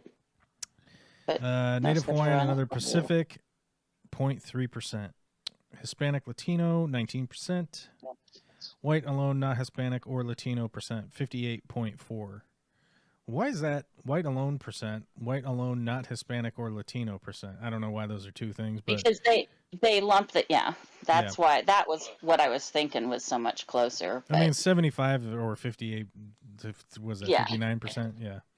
So correct. I mean, you know, my weirdness. Yeah, this is one of the weirdest things when I bring this up to people. They're always like fucking shocked. U.S. veterans, population characteristics. How many veterans do you think we have out of 350 million people? 340 million people. How many do you think are U.S. veterans? 250,000. 250,000? What? Ask me how many I thought were veterans. There's more than that are active duty right now. I mean, I talked about it earlier. There's 2 million people in the fucking... I said veterans. I didn't say active. I don't know. What's the answer? I mean, if there's that many active, there has to be more veterans. They do die, unfortunately. I'm just saying, like, I'm just laughing at the response. I don't know. I mean, I get it. I put you on the spot. I'm here for humor. I'm the comedic effect. I get it. I put you on the spot. And that's... No, I'm totally the comedic effect. That's all tough. Good. Keep going. That's tough, dude. That's tough, bro. I'm saying. Leave me alone, man. I don't know what I'm saying. I haven't had any caffeine today. Shut up. It's 16.5 million is all U.S. veterans that are still alive. Okay. Out of 340 million people. So it's like 4.2% or whatever. Only 4% of the 4.3, I think. 4.3? Yeah. 4.3% of the population is a veteran, right? And it's very interesting that, like, if you go online, it's pretty strange. About like 90% of the U.S., if you go online, was a U.S. veteran, right? Almost every other comment you get was like, "I'm a veteran." And you're like, "Really? Okay." Everyone is? Okay, got it. That's right. And by the way, those 16 and a half was it million? We can't afford to cover their bills or anything. 4% of the population, that's ridiculous. They should be bootstrapping themselves, taking care of themselves, not on us. Oh, wait. Excuse me, miss. Ma'am. I was having a Republican moment. I'm better now. Excuse me, ma'am. That's socialism. Excuse me, ma'am. How dare you? How dare you? That's socialism. Hold on, I got a fucking boogeyman for you. Oh, no. Not another one. It's the boogeyman. Hold on. Not the boogeyman. I'm going to go to this Scott guy's channel and see what kind of content he has. Oh, is this the guy who's telling you need to leave the country in bad grammar? Yeah, apparently I got to leave or whatever. So he has 4 subscribers. He has no content, and his his screen avatar says, "My foot in your ass." And it's a play on Dr. Seuss. I don't know. He's a real tough guy, real internet tough guy. Is it the probably just a fucking... little big... my guess would be like the lack of grammar and ability to fucking coherently write anything out. It's probably just a fucking Russian bot, so who gives a fuck? Maybe if he wrote it in Seussian rhyme, it would be more understandable.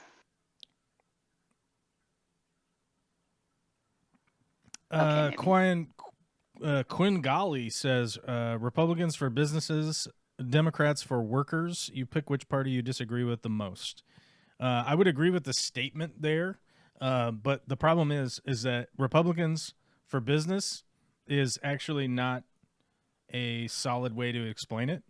The Republican Conservative Party is for like 10 businesses. It's for giant conglomerates to take over the world, right? They're not for businesses. I'm a business owner. Are they for me? They don't give a fuck about me. They don't give one iota of a fuck about me. I'm a business owner. They don't care and about Democrats are for workers. Democrats are for the Workers' Party. They are not very good at signaling that to the voters. I mean, if we're talking about like dropping the ball, I mean, I feel they definitely dropped the ball for sure. Yeah. not nearly enough. Sir Talk Shackleton, about- Sir Shackleton Fury, yet another fucking bot account. Let's go look at their bot account. Sir Shackleton Fury. That one sounds almost. Oh my God, Sir Shackleton Fury posts Fish Channel or political party bullshit? Question mark? And here's the playlist on his channel. Here's the playlist on his channel.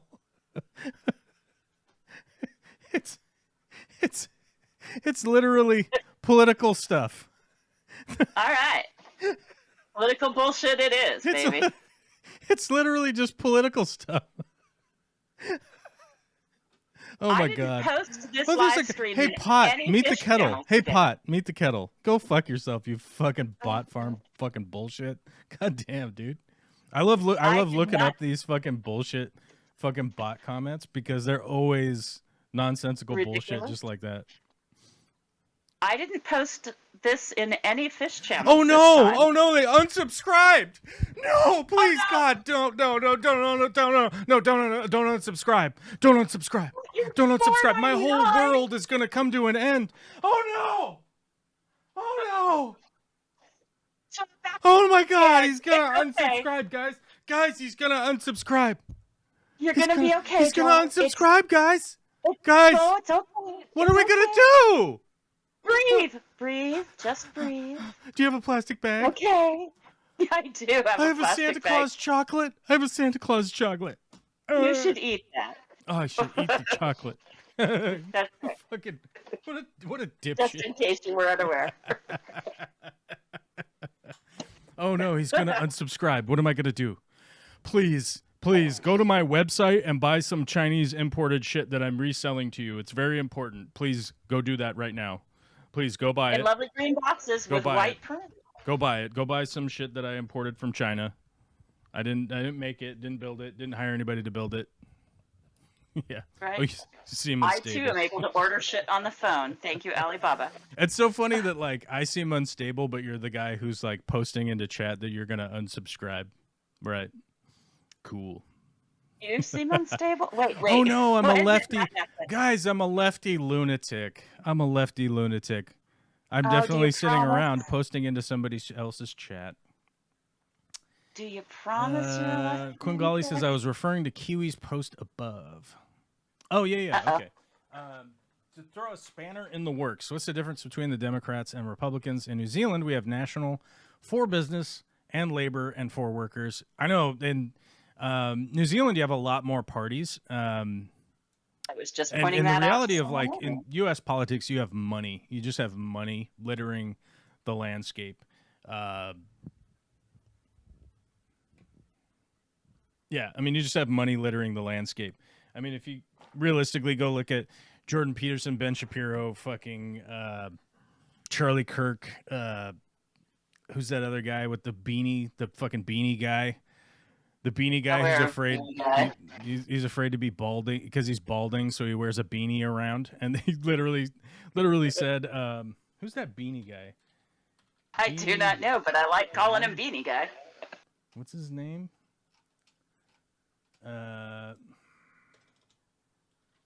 Beanie wearing politics cuck boy. What the fuck is his name? That should be a fun search. Do tell me what you get. Here it is. It's this guy. What's his name? I can't remember his name right now. I'm gonna remember it in just a second. Maybe Here, I'll it's a show. video. I'll show you. I'll show you. If you look up beanie wearing politics cuck boy, this is what you get.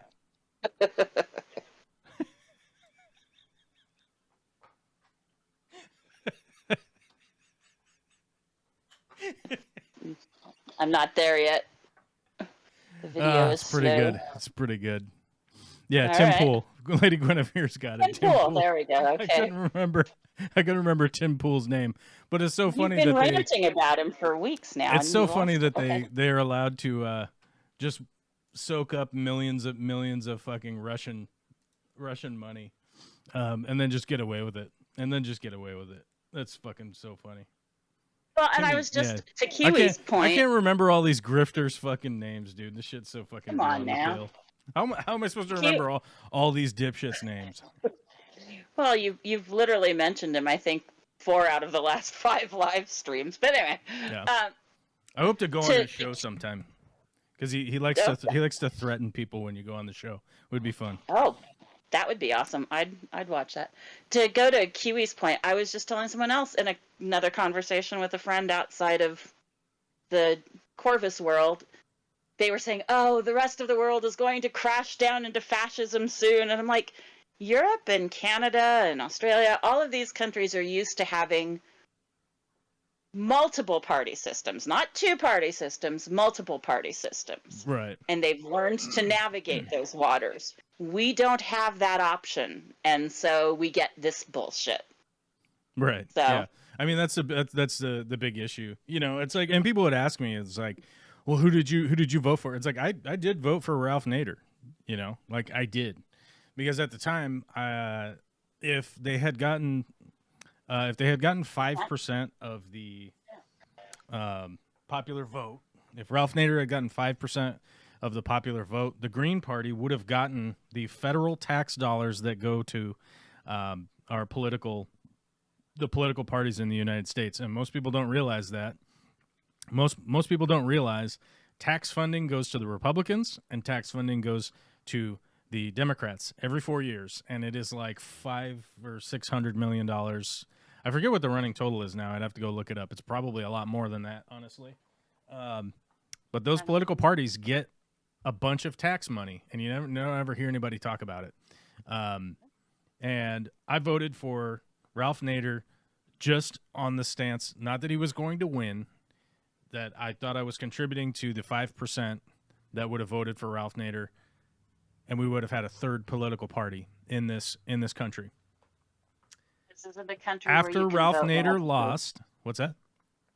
Said this is not, sadly, a country that allows you to vote logically. Anyway, moving on. I'm sorry, I didn't mean to interrupt. I mean, you know, there's an upside to the two parties, but I'll get to that in just a second. But after Ralph Nader lost the election, strangely enough, the Republicans immediately introduced a bill that you would need to require 15% of the popular vote in order to qualify for those tax dollars. Strangely enough, you would also have needed to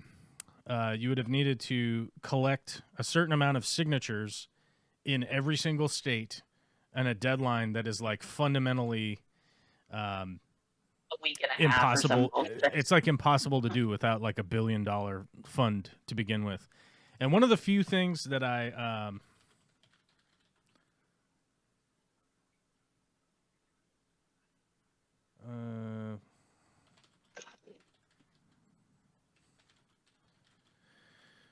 who's this guy? This libertarian guy. What's the libertarian guy? He's something Sharp. What the hell's his name?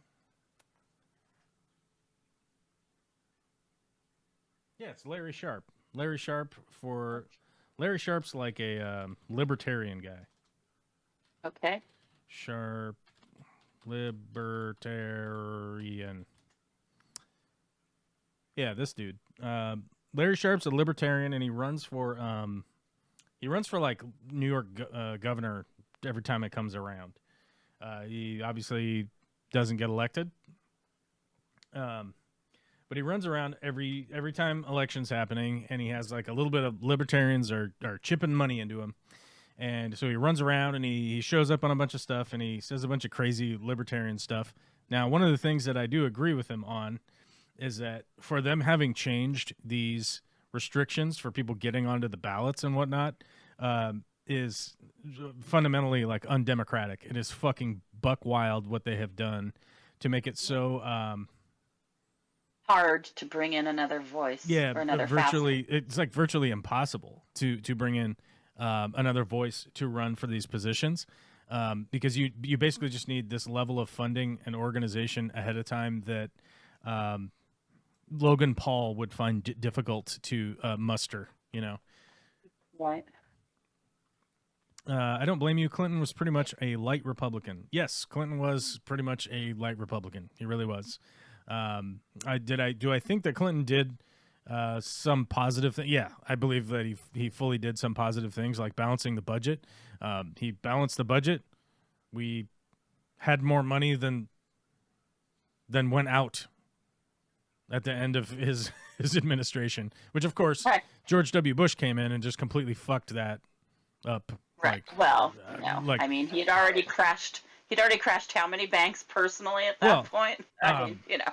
I mean, what people don't remember is that like George We W. didn't see Bush. that coming. Okay, George W. Bush sent out checks to the American people. Does anybody remember this? Hold on.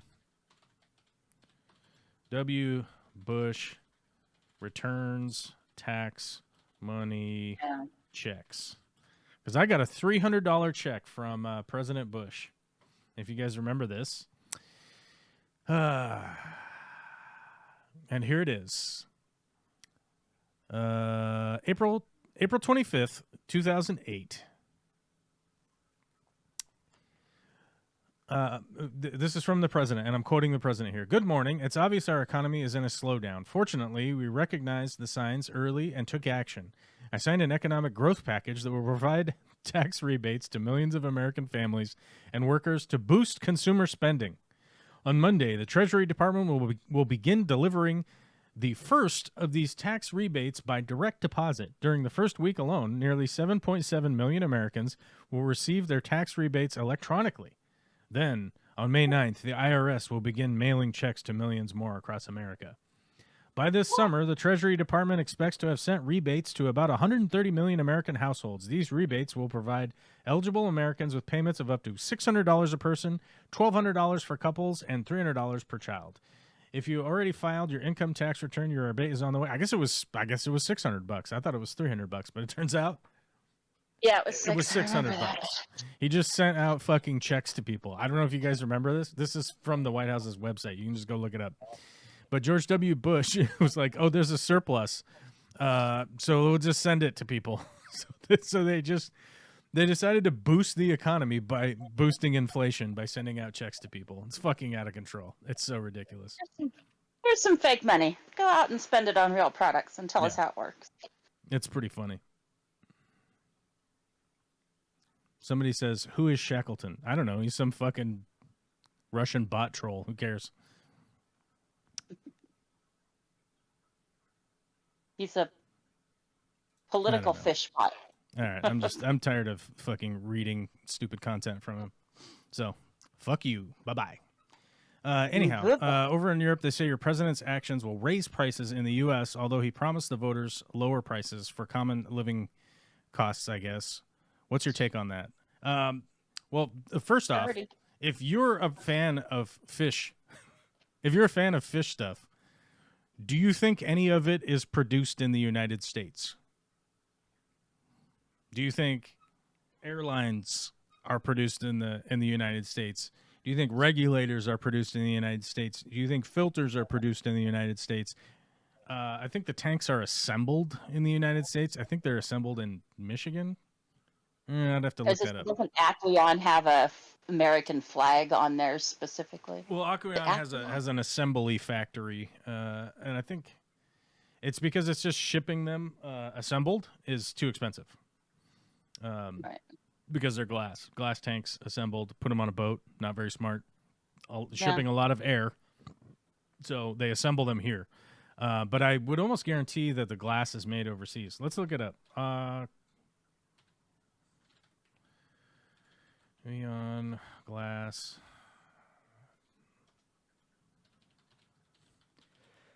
I've had that sneeze just like hanging around for the last 5 minutes, waiting. It's just waiting.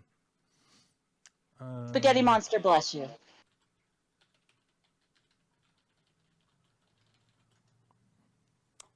Yeah. Oh, Wisconsin. Sorry, I thought it was Michigan. I get Wisconsin and Michigan all mixed up. Oh no. That there's criminal. Doing business with Aqueon products. They are in Wisconsin.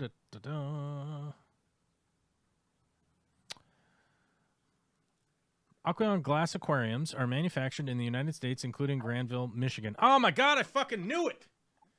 They're in Did you Wisconsin. move it? The tanks are built in Michigan. I was right.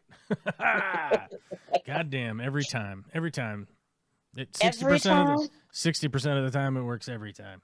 Otherwise right. it's known as my brain. It's a company that manufactures and sells aquarium products. But where is the glass manufactured? That's what we would really have to look up. That would take some digging. And Joel's not scared to do it.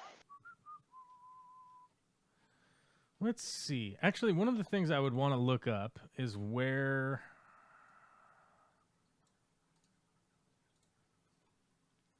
This is what I would want to look up.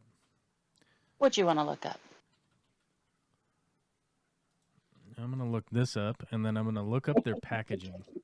Because I don't But have he's any of not their gonna packaging. tell I could drive over to the store. I could drive over to the store and take pictures of the packaging.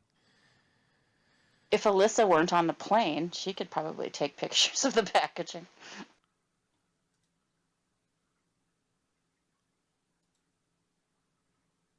Hold on. I'm Control. holding. Enhance. Enhance. Enhance. Enhance. Now we can zoom in. Oh, wait. It doesn't enhance. Oh, you sons of I bitches. feel so much larger. I've been enhanced. Wait, what? Enhance.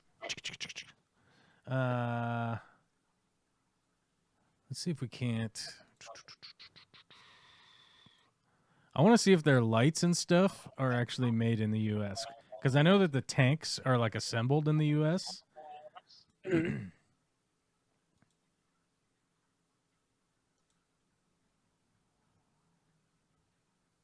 Mark, being in Michigan, says that they still make the black support frames for the glass aquariums in Michigan. Oh, they do? Yeah. And there's Alyssa, still saying she is indeed still on a plane. Are you on a plane? I She's wonder if on a they make plane. I wonder if they make their lights and stuff. I really doubt that they do. But I can't make a statement on that. And I can't enhance these images for whatever reason. I can't zoom in.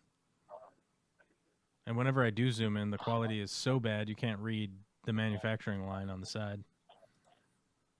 Why use 72 pixels when you can use 35? Yeah, no doubt. Yeah, it's like, well, why would you?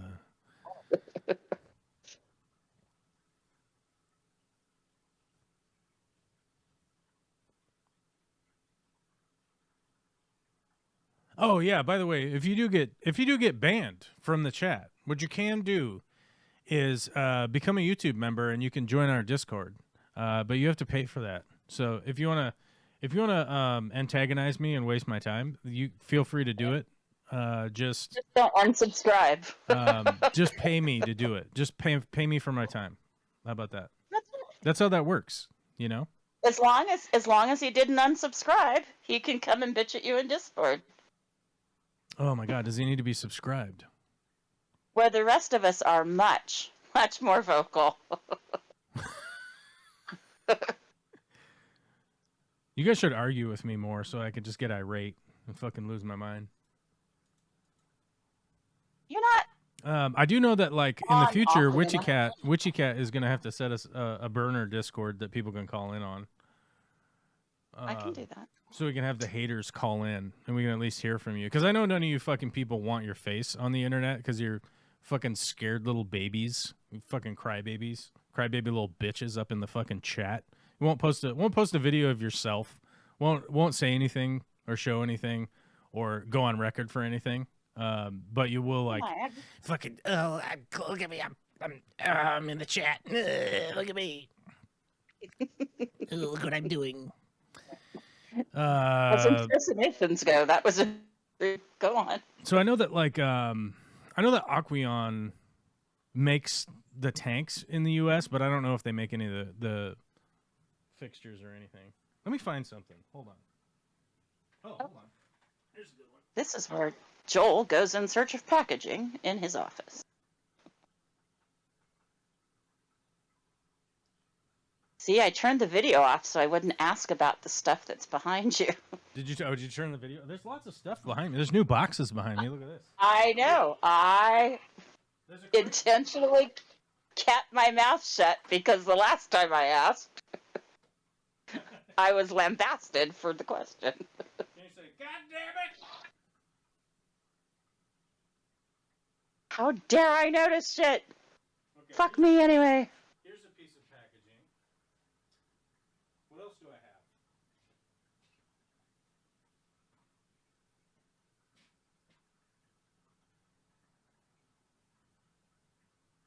Wow. He's gone very far afield. I can't even hear him. You can't even fucking believe it. I can't. The office has grown to the length of a football field. He's so far away. I'm on the other side of the planet. You don't even know about it. You're down with the turtle? The turtle that's holding up the flat earth? The turtle on the turtle. It's just turtles. It's turtles all the way down, baby. So That the only was thing one I of could the. find, the only thing I could find packaging-wise that was sitting there, because I think I was making a little video of this. It's a Top Fin Aquatics, Underwater Worlds, Tissue Culture, Bucephalandra Brownie. I bought this a while back, but I kept a little packaging because I was filming the packaging. I Not actually looking at the video. I need a B-roll. But the way you read that makes me think that you've made brownies with Bucephalandra. I know that's not true, but yeah, that's well, you know, actually, to be true, I make Bucephalandra brownies all the time. That's why I'm so fat now. I'm a fucking fat boy now. Fucking fat boy eating donuts. Fish tank brownies. They're the best, man. I'm a fat boy now because I'm somebody's dad. I think that's the reality. It's like the abs are going away because I'm somebody's dad. Like, who gives a shit? You know what I mean? Like, dad bodies rock too. They don't. I mean, let's be clear. There is a market for dad bodies. I'm here to tell you. Let's get Hugh Jackman in the dad bod and put him on the cover of a magazine. Okay? Like, it's just not happening. You know what I mean? He's going to get super shredded on a bunch of TRT, fucking hormones, steroids, all that fucking stuff because he has doctors for it. Then he's going to be on the cover of a magazine. And there'll be some Photoshop. He's going to be all extra veiny. His fucking dick root's going to be all, like, extra bulgy, you know? Veins are gross. They gotta back off the veins. They be veiny. They be veiny. They be veiny, baby. All right, this took a bad turn. Moving on to your packaging. Nobody super chatted for the veiny talk today. Fuck, man. We didn't get any super chats. No members. It's 4:00. We're coming to the end. Top fin acrylics. We go the top fin, the culture, the plant culture, top fin, which is listed at 19601 North 27th Avenue, Phoenix, Arizona, United States of America, 85027. Product of Thailand or Singapore. Ah, well, there you go. Then packaged in the USA. Which is funny because I bet the packaging's probably made overseas. In Taiwan or Singapore. Yeah. So does all we did was we got these plants, we put them in the, and then we put them in the. Does Taiwan currently enjoy favored nation status as far as tariffs are concerned, or are they getting lumped in with China this week? Thailand or Singapore? I don't know. I don't know what they are. Okay. But the reality is that, like, what most people don't realize is that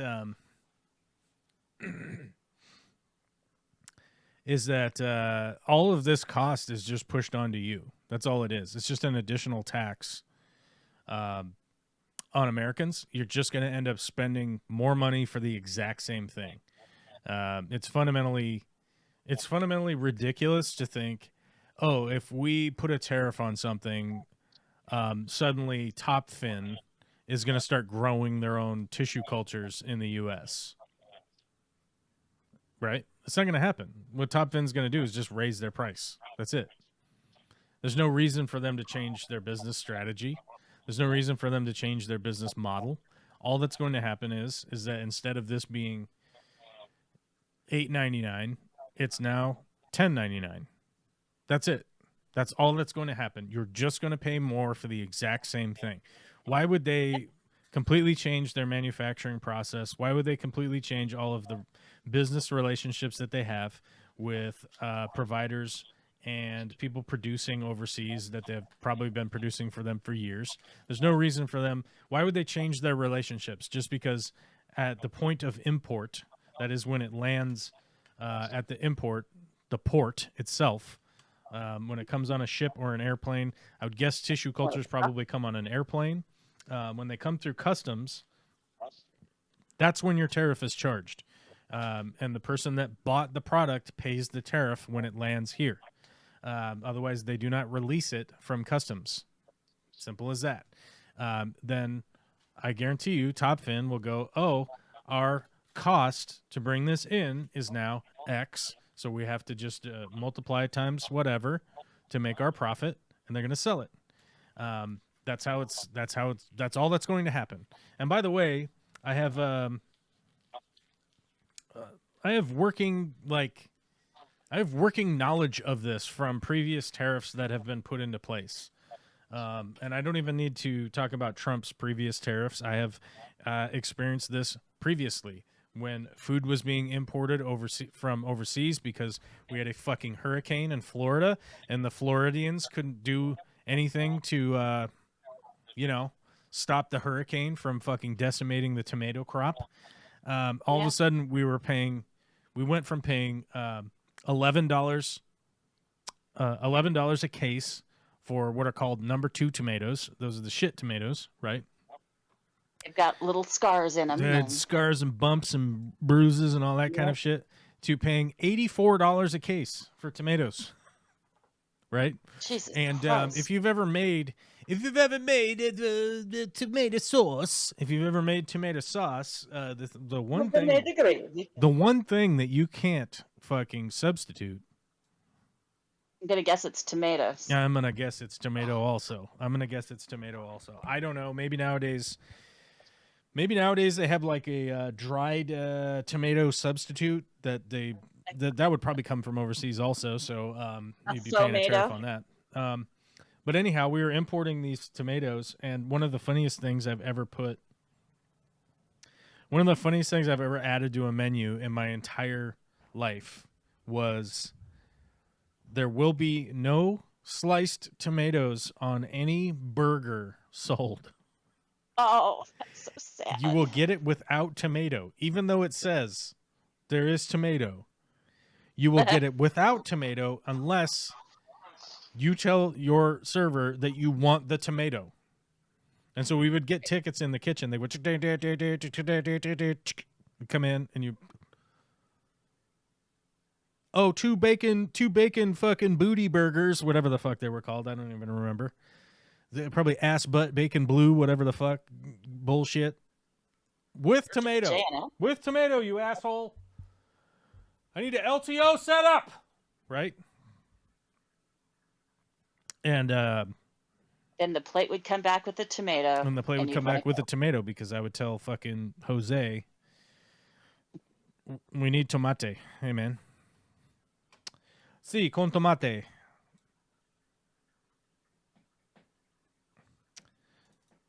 Wow.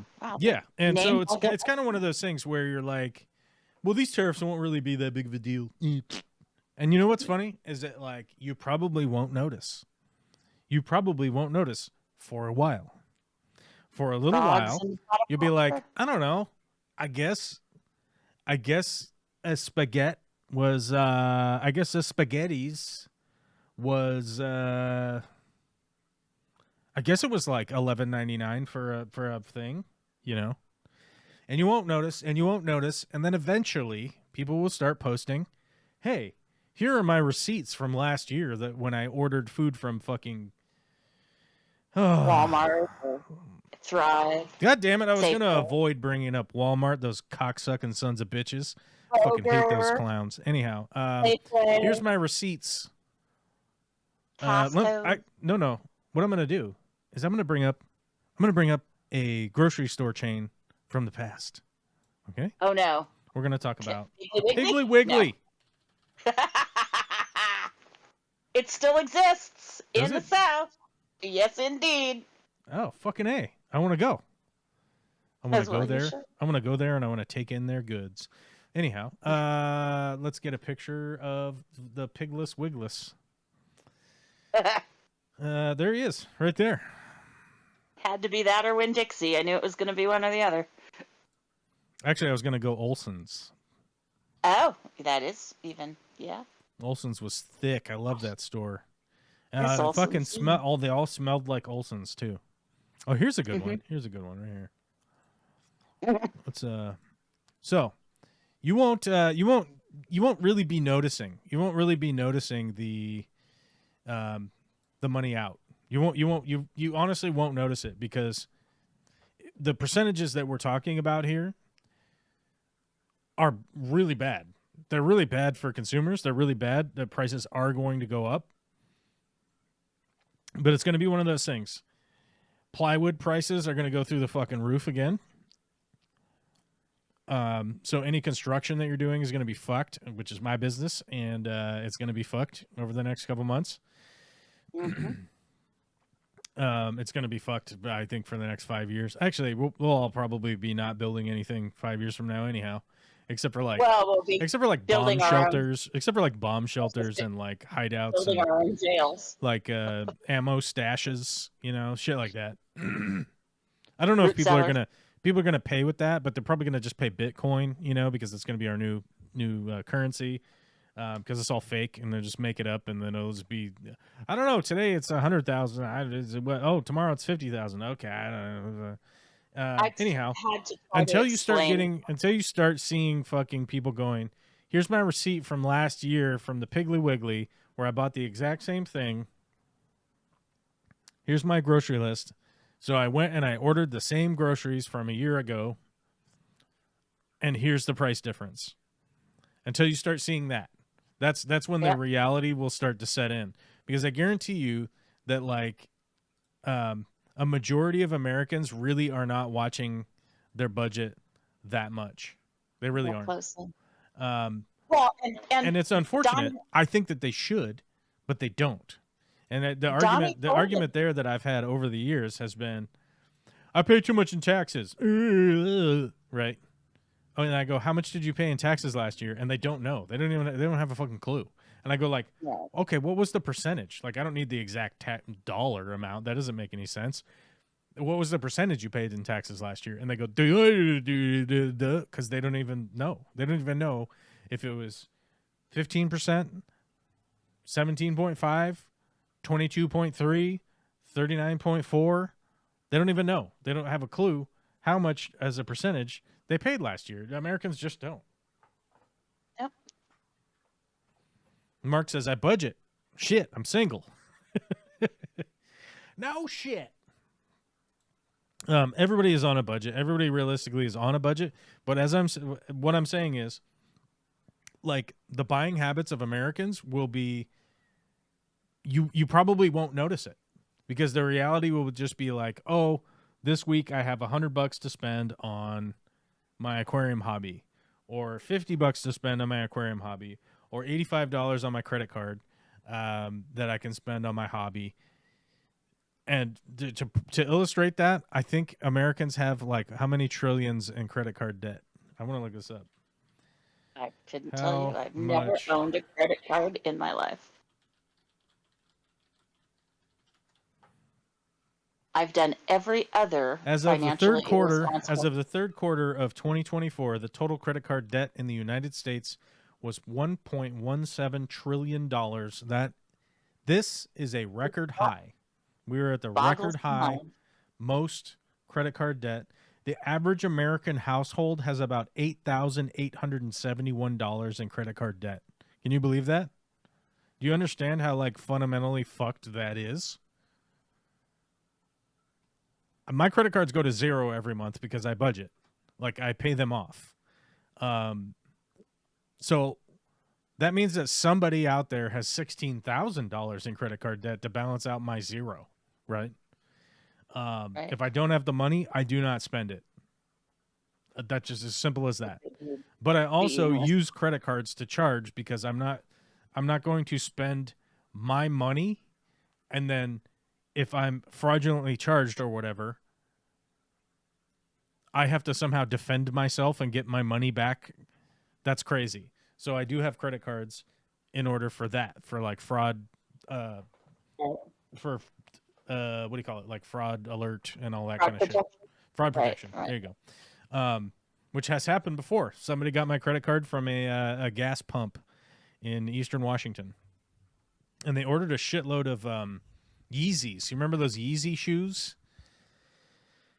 Remember the Yeezys? But okay. Yes, I do, actually. That was, what, 3 years ago? God, time flies.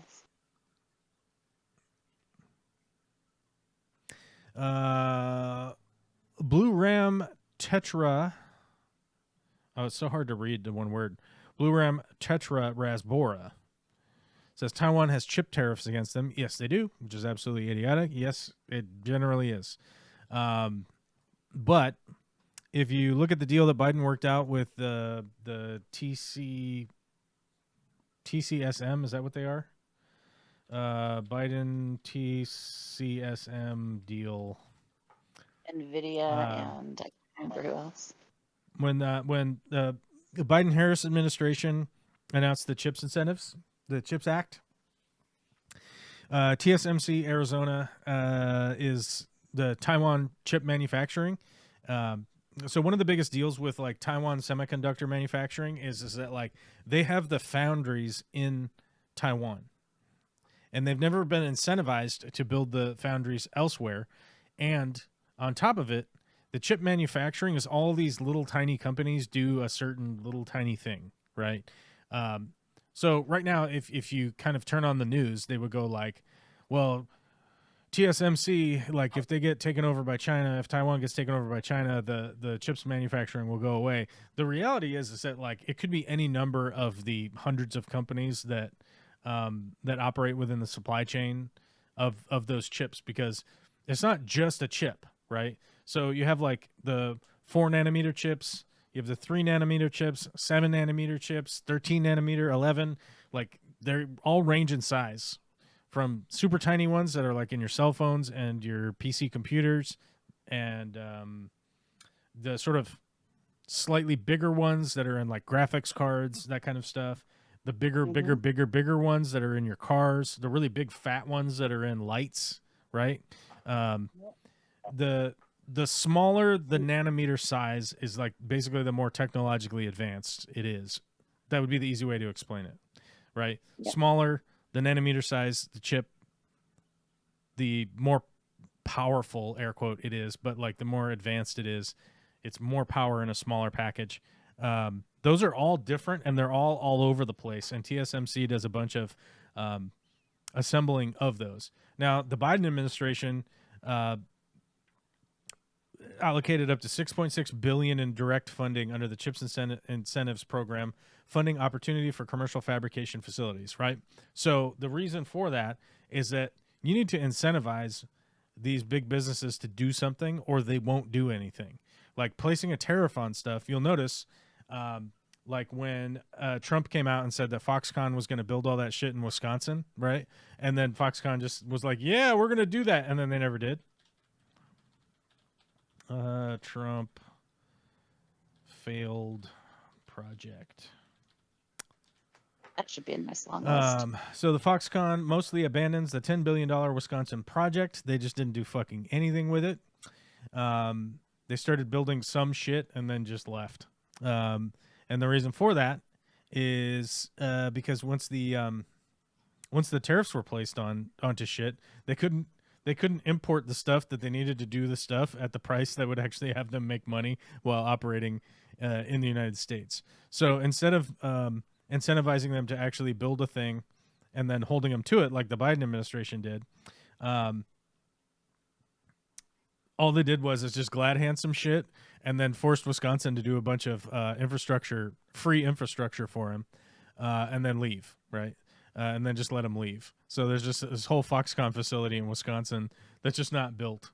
It's just like roads that go nowhere and shit, which is pretty interesting. I would love to go there and like film it, but that would cost money. And, that one guy, we had to ban him from chat. So like we just We don't have That's it now. right. We don't have the Yeah. we just guys, we don't have the subscriber base anymore. We lost the best subscriber. Shacklebot. We lost the absolute Shacklebot. like best subscriber, which was funny because he was when we banned him, he was talking about screen capture and shit of like, oh my god, your facial expressions are so amazing. And you know what's funny is that guy's mom used to say the exact same thing to me when she right before she went down on me. So it was good times. It was good times, you know. And by the way, people have been saying that to me for a long time. I do make insane facial expressions. It's something that I've been doing the entirety of my life. And if you think I haven't made fun of them on my own YouTube channel, I would implore you to go look at the amazing amounts of content that I have that you could go look at, where there are plenty of images of me making fun of my own fucking goofy ass facial expressions. So yeah, what do you want? What do you want me to do? Like, what do you want? Oh no, I'm gonna fucking cry. He's making fun of my goofy expressions. Oh no, The world is gonna end. Come on, we already talked you off that ledge once. what's going on with Aubrey? I've been Aubrey's- unemployed since last May. I have a very strict budget. Oh, what the fuck? Aubrey. Aubrey should be editing clips for me. That's what Aubrey should be doing. That's right. If you're unemployed, you got time, clip it and ship it, baby. Anyhow. Target is on the shit list now as well. Actually, you know what's funny is Costco remains on the not shit list. And Well, it's bored. Fuck right on off. I told Victoria we will continue to be a Costco member forever because they absolutely told the Trump administration to suck a bag of dicks, get the fuck out of here, leave us the fuck alone. They told their own board that. They told their own board to fuck off. It's all good. That was even better. I went over there and I spent money at Costco yesterday. Man. I Did you eat a support chicken for me? I support their agenda. I support their, hey, we're just a business agenda and we're just doing business and it's fine. And we sell you stuff and we pay our workers really well and we give them benefits. As a matter of fact, I saw a report the other day that said they're going to be paying most of their employees up to $32 an hour, which, you know, almost made your boy go like, wait a minute, maybe I should just go up there. You guys doing $32 an hour? All right, I'm fucking forklift certified, baby. I can fucking do this shit. What's up? I could reorganize the store. You know, who fucking do That's it? right. Every 36 hours, so no one can find the same thing twice. In the front. The tortillas are coming to the front. All right. Tortillas should come to the front. Yes, Mark. 32 an hour. Get on it. So TSMC, if you guys are familiar with them at all, they are building a gigantic facility in Arizona. Amazona. Amazona. They're doing it in Arizona, and you know that's going to bring some of the chip production to the United States. And you know, I don't know. Now Trump is probably going to fucking put his thumb in his own ass and start licking it in front of him or something. The TSMC guys, and they might leave. I don't know. I don't know the depravity of this maniacal president that we have. I don't know how ridiculous he is. We'll see. But it's not good. It's very bad so far. I've loved Converse Chuck Taylors forever, but man, they hurt my feet. Yeah, I cannot. I cannot endorse. I cannot endorse anybody wearing Chuck Taylors. Fuck those shoes. Those will destroy your everything hanging off of your knee down. Oh, no arch support for you, baby. They're just awful. I don't know.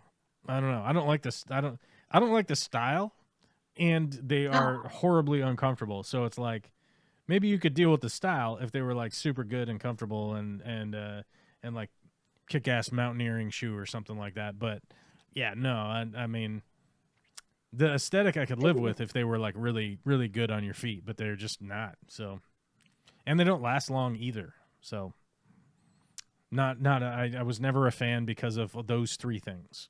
I guess the style I don't hate that much. But it is awkward when a dude like me that's 44 years old, I got gray in my beard and shit, and is like, hey, Chuck Taylors, what's up? Hey, I'm playing basketball in 1968. You know, like, it's just weird.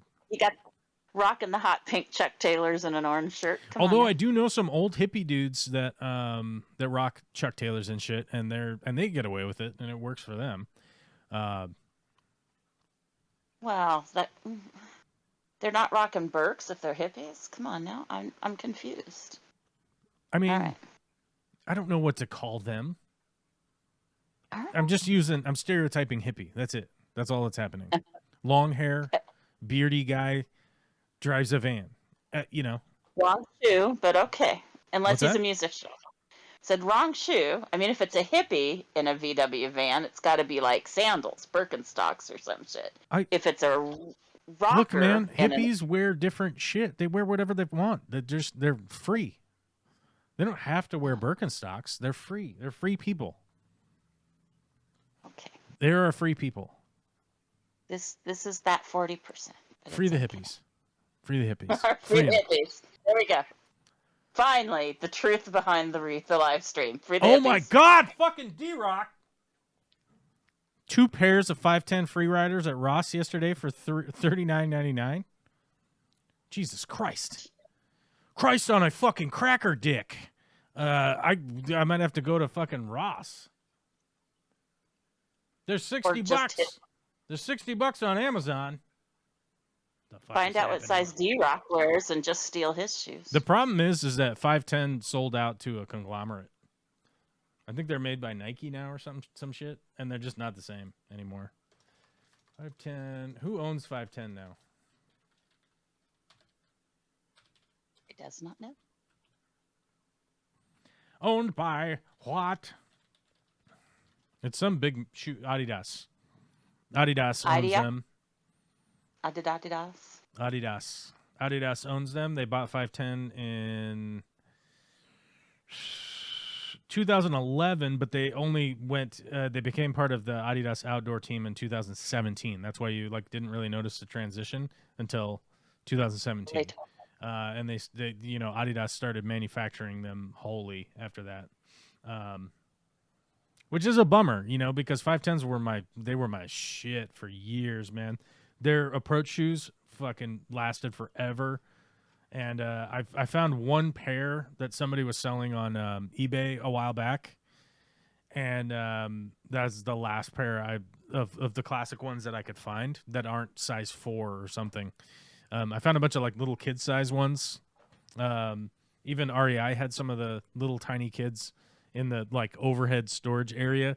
I had a buddy that worked at REI, and he went digging for me and found some, and he was like, "Oh fuck!" And then he was like, "Oh, look at this! Your daughter might want these." Because they were tiny McTinerton. And I was like, oh, those are perfect. The wrong size, though. But I did find a classic pair a while ago, and some years ago, and they lasted years. And then Vicky made me get rid of them because they smelled they were so gross. They smelled so bad. And she was like, you cannot wear these around me anymore. And let's be honest here, guys. I'm going to be real honest here by the end of the stream, just so everybody knows. I value blowjobs over fashion. Okay? Fair enough. So everybody understands. You know what I'm talking about. Anyhow, love you guys. Have a great fucking whatever the fuck. We didn't hit our goal for a stream on Friday, so I'll see you Monday. How about that? Ha ha!